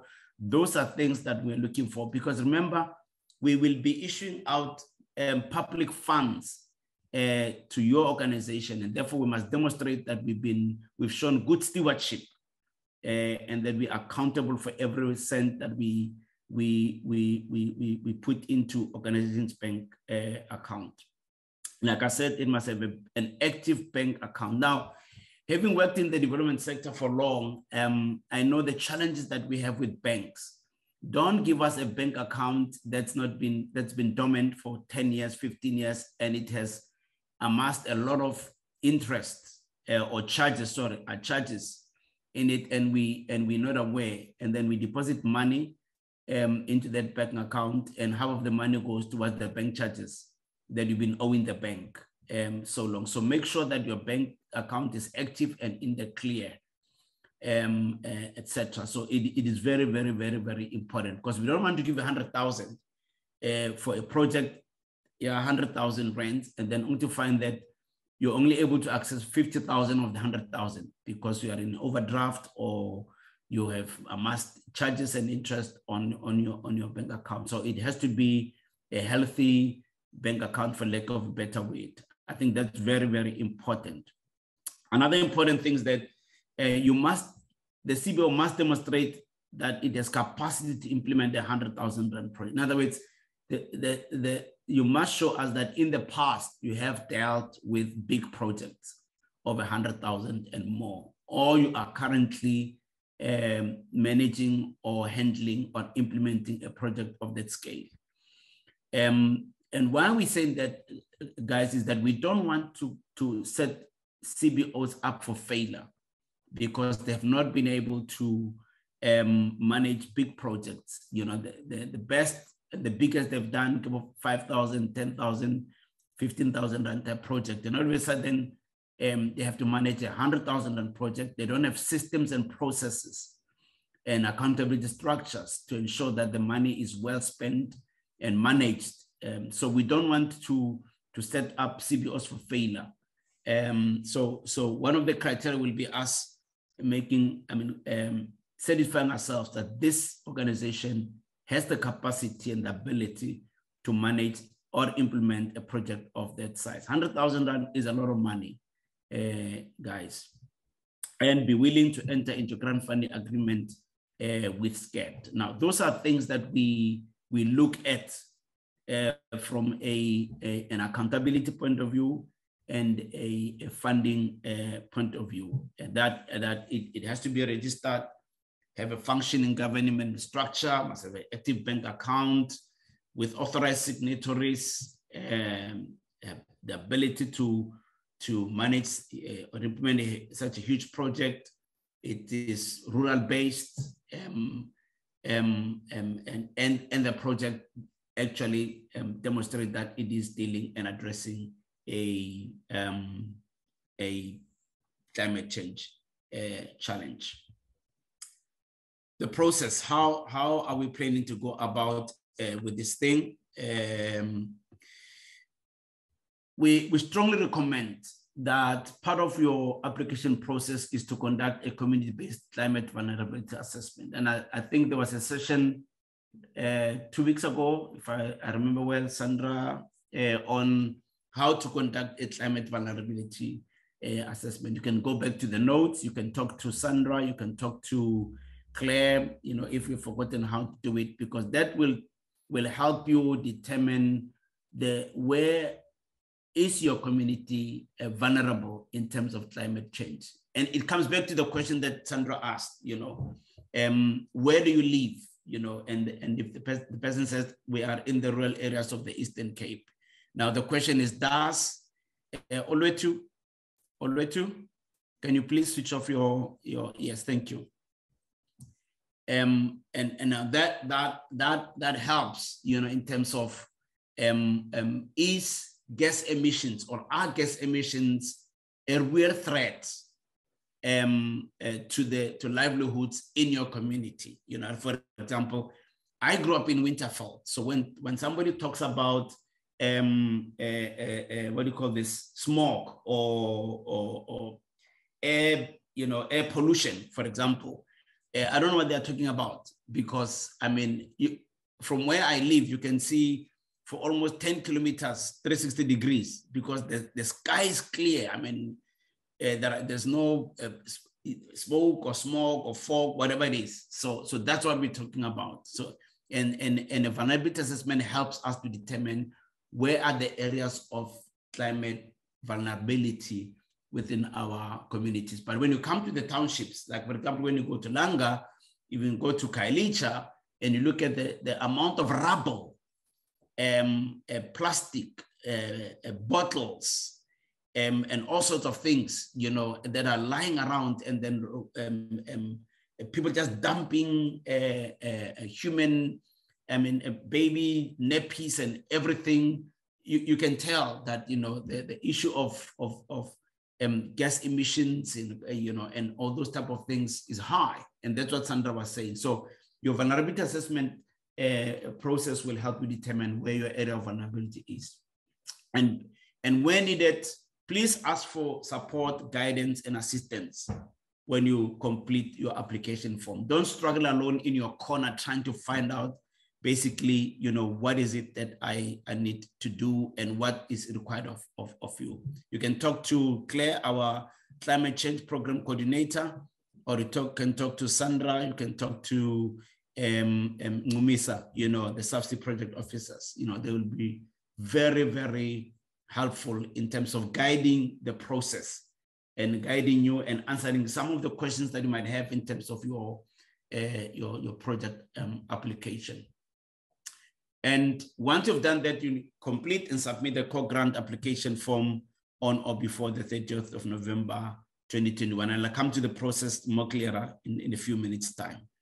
But what is also important is that, you know, we expect you to be available for an offsite and an on-site assessment by the climate project coordinator and the subsidy project officers. In other words, the plan is once you've received your applications, you'll either be contacted via phone or Zoom or whatever, so that you can help us understand what is it that you're trying to achieve in your proposed project, so that we can try and fill the gap that we see in your project. In addition to that, and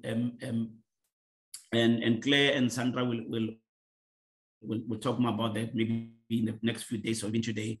They will be doing on-site visits to each of the potentially successful applications once they've done the first round of pre-selections, so they can then sit down with you, trying to understand what is you're trying to achieve, have an idea of where you're allocated and whether the project that you are thinking of does really respond to issues of climate vulnerability and impact of climate within your community, so they can guide you properly as you go through your application process. I hope I'm clear so far. Now, these are the timelines.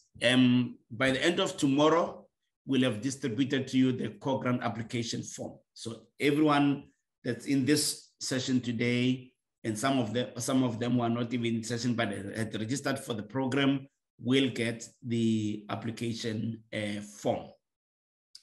And back to this, once you've done all this process here, you've done your assessment, and you've asked for guidance and everything, we expect you to complete and submit your core grant application on or before the 30th of November 2021. So you have 3 weeks to submit your application. Now, let me also say this, that this is new. This is new for all of us.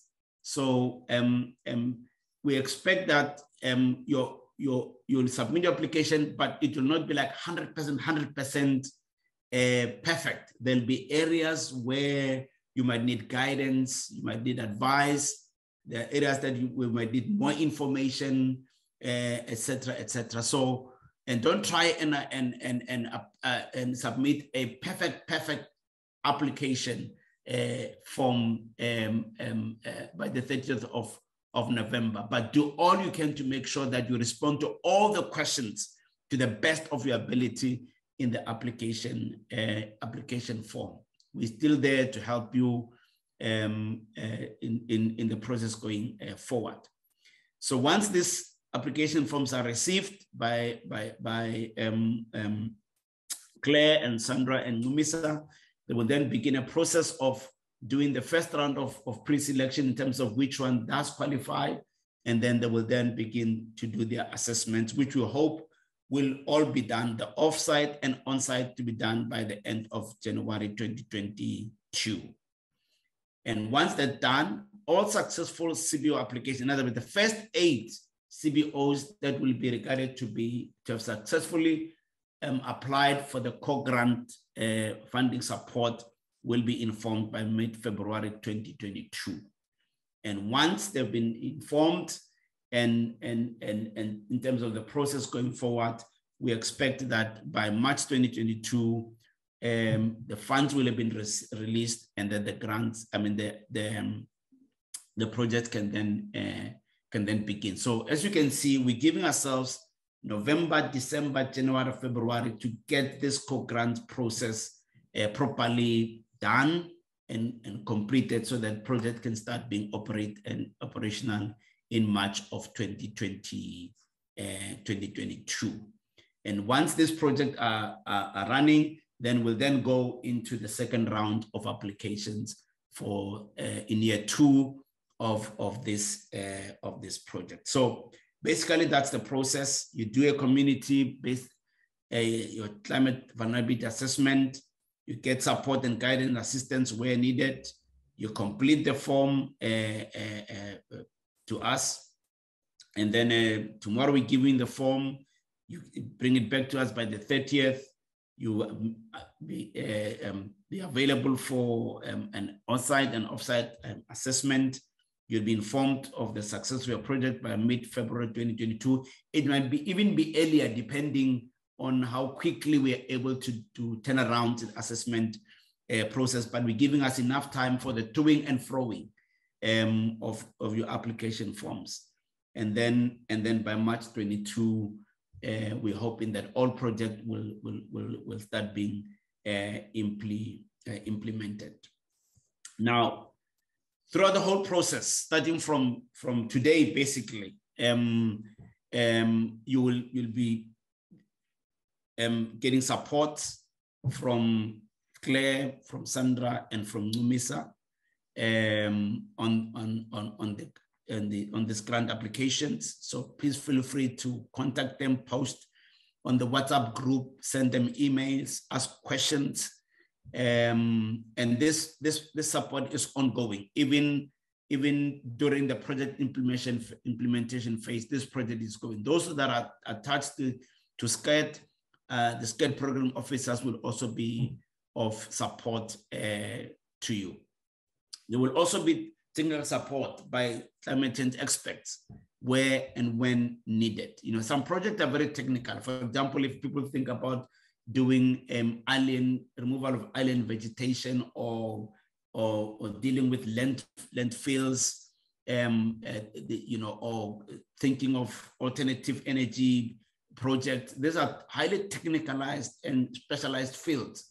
So in those cases, the project will make available expertise to guide you and advise you. Even those who are thinking, well, we want to deal with a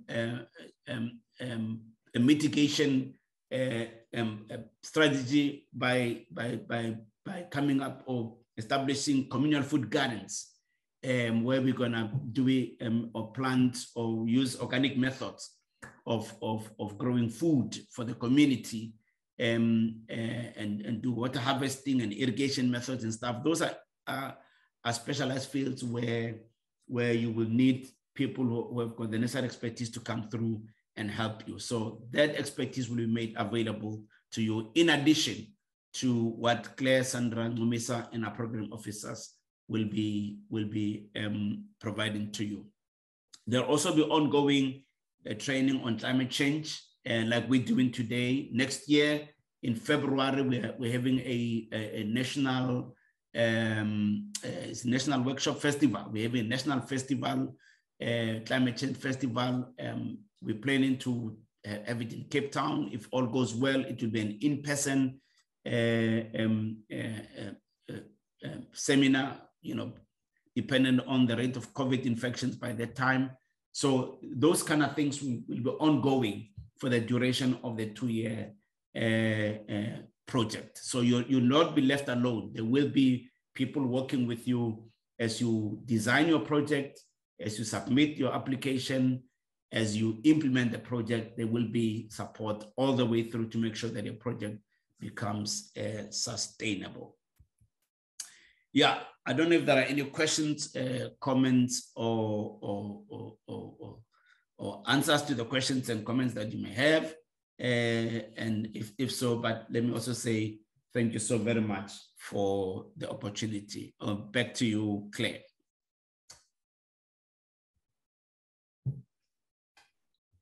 Thank you so much, Seth. I'm sure all the information you have provided has given everyone here a lot to think about and consider. I don't see any hands raised, so I think we can go on to our next session.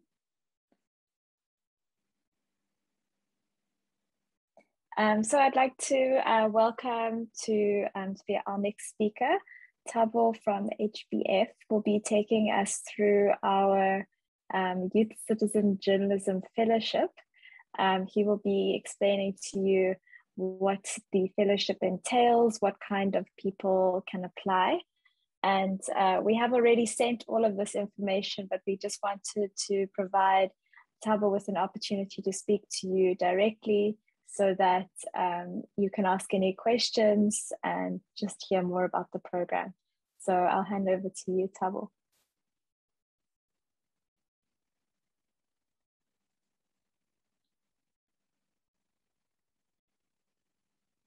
I think you're still muted.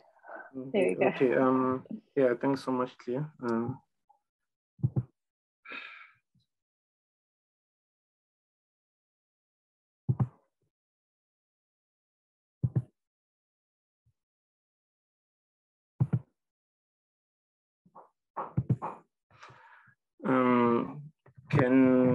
Can you see my screen? Yes, we can. If you'd like to show, put your video on for a moment so everyone can see. Oh, my video is off, right? Yes, if you'd like to. Yeah. There we go, great. So let me go back to, yeah, I think some of you have already got the advert, and okay, can please hold on. And we have actually received a very limited number, little number of applications up to this moment, and we thought this was going to be a good time for me to at least explain, because I think people need to understand what is actually, before we go to the fellowship itself. My presentation is very short. I understand now everybody's tired. I'm going to take only 10 minutes. I have 5 pages. So I know the word citizen journalism, I think to some people, it's a bit of some confusion. That's what is the difference between the journalism that we know and the citizen journalism. So some people might look at that and just not apply. Maybe they will say, maybe I don't qualify in this, or I don't even know what citizen journalism program is about. For example, if you were if you maybe you have knowledge in sports reporting, then you see an advert that says we need a political reporter. Surely you are going to ignore that because you know that you don't qualify in that field. So so yeah, we are going to start by explaining the citizen journalism. What is actually citizen journalism? So citizen journalism, we all know that media plays an important role, like in shining a spotlight, like on challenges our communities face, and media practitioners often act as mediators between the public officials and ordinary citizens. But now with mainstream media, like their reach has always left some communities like out. One of the reasons for this is that most of the big media companies that I cannot name, but the big media companies that you know, they tend to actually operate in the cities. This means that most of the South African rural audiences, for example, they have not always enjoyed like consistent coverage because of the distance. Journalists to work in the established media houses must travel to access them. And in addition, some issues and community struggles are not seen as newsworthy by mainstream media. They get overlooked because the mainstream media, they actually work on a day-to-day news reporting. So some of the things that we think they are newsworthy, like in our rural communities, for them it's not news because they are actually looking for quick stories, and their turnaround it's very, very, very time constrained. So how did citizen journalism came about? So as a result of proliferation of new technologies and social media, ordinary citizens have begun to play a role in assisting both media streams and community media in accessing stories from remote areas and from within communities that often don't receive media attention. So citizens are now able to use technology to document and disseminate information at ease and with minimum restrictions. This is what we actually call citizen journalism. Going to my next slide. So then who actually is a citizen journalist? So this can be an ordinary community member. The reason we are saying we need people from certain communities. So this can be a person engages in journalism practices, the person who's writing and reporting the news like from the community. So meaning you need to be based in the communities, be attached to the communities, civil society, the groups that are actually in line with what you are actually reporting. So in this project, you are actually focusing on climate change, meaning whoever you associate with, like in this program, will be the people and the organizations that are working or closely with what our project or the project that you are attending the seminar for at the moment is actually doing. So just a few, just an explanation. This is what you actually know, the Rural Action for Climate Resilience. This is a project that seeks to partner with rural community-based organizations and faith leaders to build the social, economic, and environmental resilience to climate change. Now, this is what you know, and for the past few weeks, you've been attending seminars under this project, the RACR. But now, as we have seen the advert, there are a lot of opportunities, especially for the youth now, in this project. So where does the citizen journalism project that we talk about fits in this RACR? Because we don't have we don't want to give you or advertise something that will be actually digressing you from what you are actually doing. So as we are part of the RACR program, there's another program, which is a citizen journalism program, which you can be part of. This is the program which is under the RACR. Then what you need to know is that how does this citizen journalism program fit within the RACR project? So the citizen journalism project will be actually injecting rural voices into mainstream media, particularly in relation to climate change.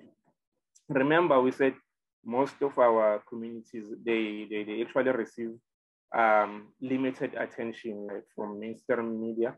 And there are some issues that we actually need to report, actually issues that we need our government to know that are happening in our communities regarding climate change. But we don't know where to go.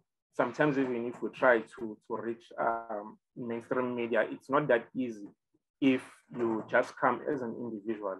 So this project is coming here to put that on the spotlight. The rural voices will now be in the mainstream media in relation to climate change.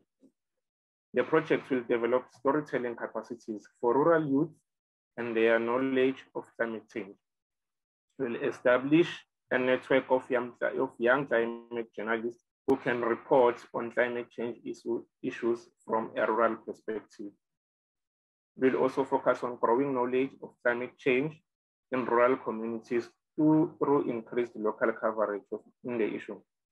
So most of the issues that we are actually discussing, even some of the issues that we are discussing now in these seminars, you find that the information ends up to us who belong to the RACR project. But how does the whole community, maybe of Tsentani village in the Eastern Cape, get to know what is it that we are discussing, get to know about our issues, even if maybe they don't attend our workshops or our meetings. So by publishing in the local newspapers, local radio stations, doing those presentations, people will be interested, people will read and know what is happening, and they will get an understanding of what actually is this climate change everybody is talking about. And we'll be using increased knowledge and media coverage to enable local communities and assist the communities to hold local and national policymakers accountable. Remember, the policymakers, the government, they will make promises and promises and promises. Like, for example, now there's COP26 where everything is being discussed. It's a conference that is going to last for the next 12 days. Everything is being discussed. There are resolutions there. Everyone is, most of the European countries, they are pledging to our country. Then our country will come back, our delegates, and take all those pledges and try to see that how do we distribute this and what do we do maybe in the cities, what is it that the projects that we are going to do in the rural areas, that is going to be public, that is going to be published. But then if they say they are going to do something in the rural areas regarding the climate change, how do we hold them accountable? How do we go to them maybe after a year, maybe after 2 years, or after 6 months, after their timeline and say, remember, last year in 2021, after the COP26, we said 1, 2, and 3. Now we are here. We want you to tell the public again what is the progress. So this project is going to act as that, because as a journalist or as a reporter, you have the right to ask questions. You have the right to act on behalf of the community. You will be going to the communities, listening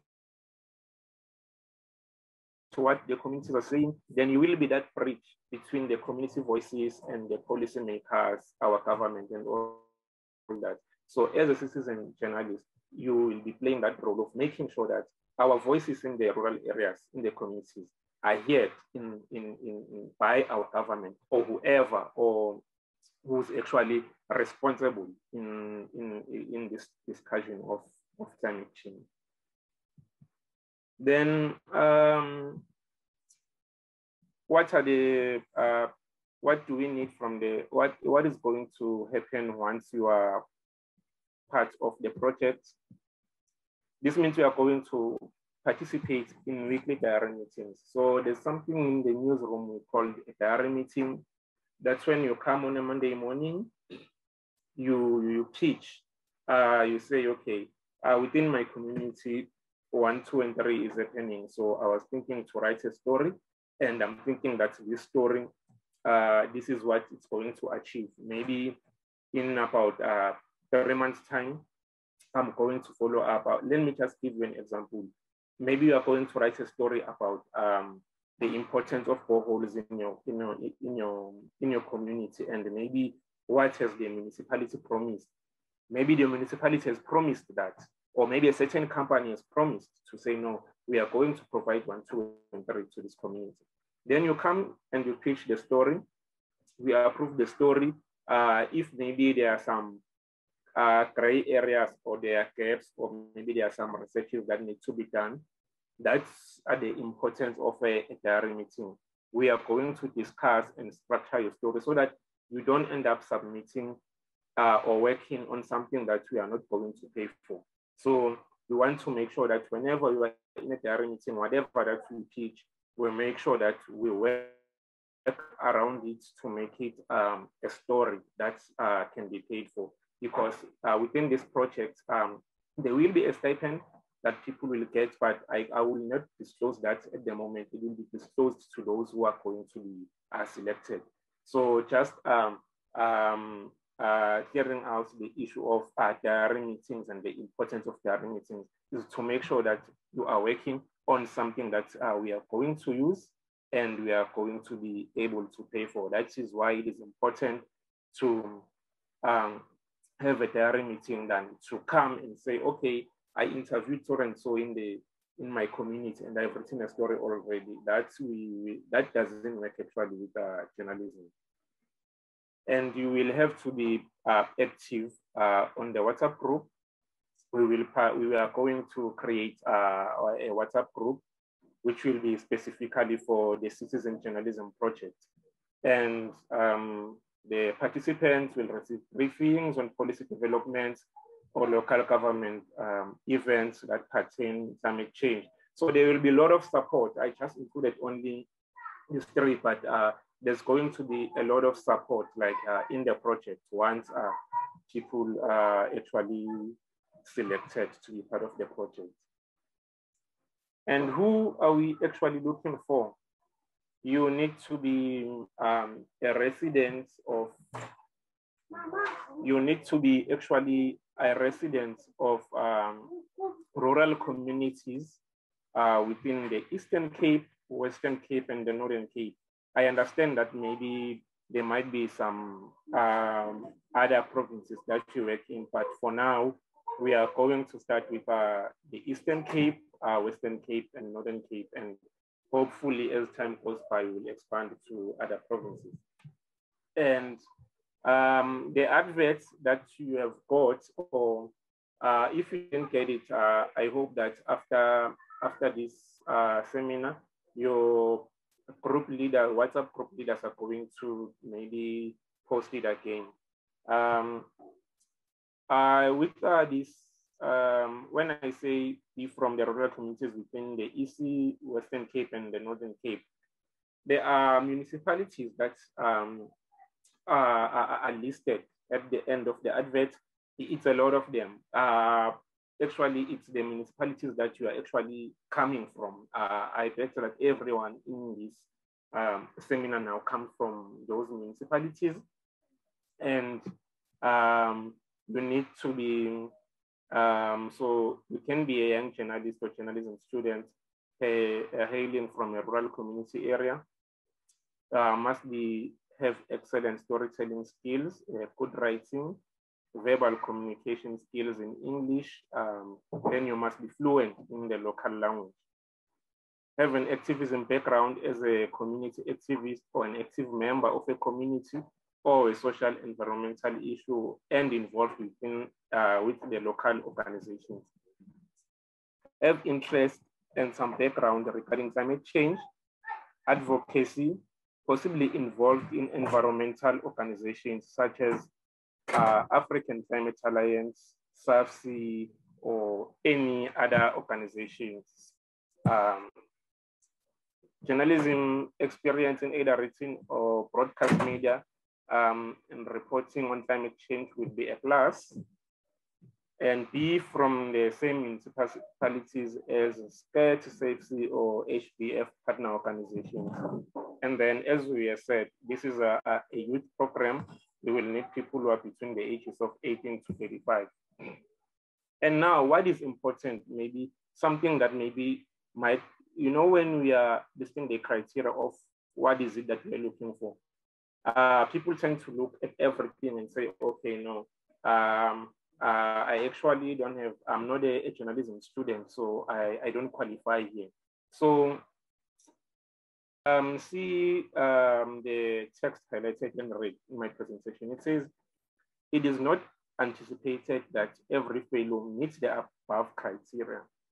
Rather, it is proposed that points are allocated to each of the criteria above so that different combinations can be considered. I might not have a journalism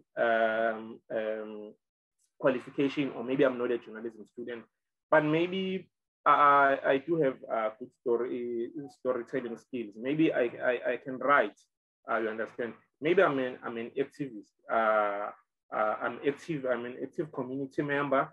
I'm involved with the organizations. I can represent the communities. I can talk, I can write. I can be that bridge between the community and our municipalities and the government.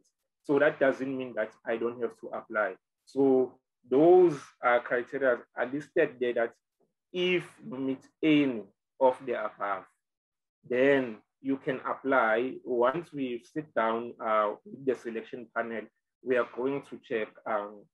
Also remember, you also going to have to submit your supporting letters, the motivation letters. We're also going to have a look at that. So don't be discouraged by everything that is here. There might be some point that where you feel that, okay, here I qualify. So please apply and encourage others to apply. Yeah, I think that is all. I tried to make this as short as possible. So I don't know if people have questions now. If you don't have questions now, then I think questions will come. Then I think you can still send the questions to your WhatsApp groups. Then they will be forwarded to me because I'm not part of those WhatsApp groups. And if you haven't received the advert, please stay in your WhatsApp groups. Definitely sure whoever was responsible to circulate the advert is going to circulate it again. If you have something that you don't understand, ask. The question somehow is going to reach me, then I will have answers to your questions. And the other thing to note, we had a deadline which was the 8th, which is Monday, but due to the slowness of applications that we are getting, we have actually extended the deadline to the 15th. So please just ignore the 8th, but please submit your documents as soon as possible. Note that we are going to close the applications the other Monday, not the Monday that we are going to, but the other Monday, the Monday the 15th. Thank you so much. I hope everything is clear.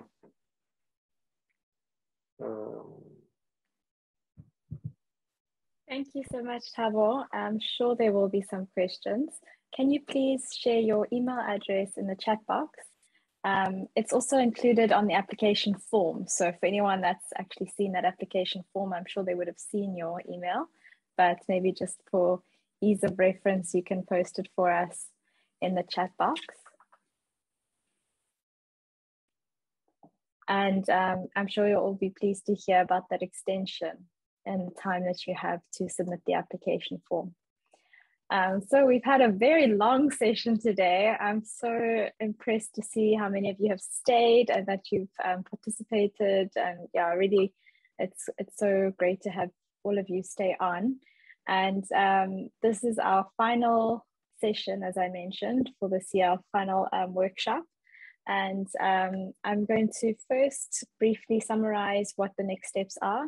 And then I would like to take one last photo. So please prepare yourselves. If you need to fix your hair, you've got a few minutes to do that. But I'll just say thank you so much today to our speakers and for everyone that's been participating. In terms of our next steps, I think Seth gave us a very clear idea of what the next steps are with the core grant. And as he mentioned, we will be sending the application form tomorrow. We also sent a survey earlier in this week that was just to give us an indication of what your ideas were. It can help us in knowing how to anticipate challenges before they come, if we can see where you are heading with that, with your proposal. So if you haven't yet responded to that survey and you are wanting to apply for the core grant, please do so. So tomorrow we will send the application and also all the information that was shared today. So you'll be able to begin working on your application. And as well, we've received many core grant applications. We've had contact with quite a few of you to speak about your micro grants. And we will continue with our interviews that we've been doing today and tomorrow. So if you haven't been contacted yet, I will be contacting you to discuss your application. Some of you, as Sandra mentioned, there's some changes that need to be made. So we'll give you a chance to address some of those issues. And then, as Tawa mentioned, there's also, and Lisa mentioned, we have the WhatsApp group, so you can post questions and comments and use that as your channel, your line of communication with the group and with us. And we'll also just ask that we keep communication in the group to business hours. So Monday to Friday from 8 till 5 p.m. And that goes as well for when you're messaging staff. We'll just be mindful if you would like a question answered, messaging them in business hours would be appreciated, because we also need to give our staff time off. So they're unfortunately not always available on the weekends to respond to messages. So I just wanted to raise that point. Is there anything else, Seth, perhaps that I've missed, or am I all good? No, we're all good. We're all good. Okay. We're all good. Yeah, we're all good. Yeah. And thank you so much, guys. Thank you so much.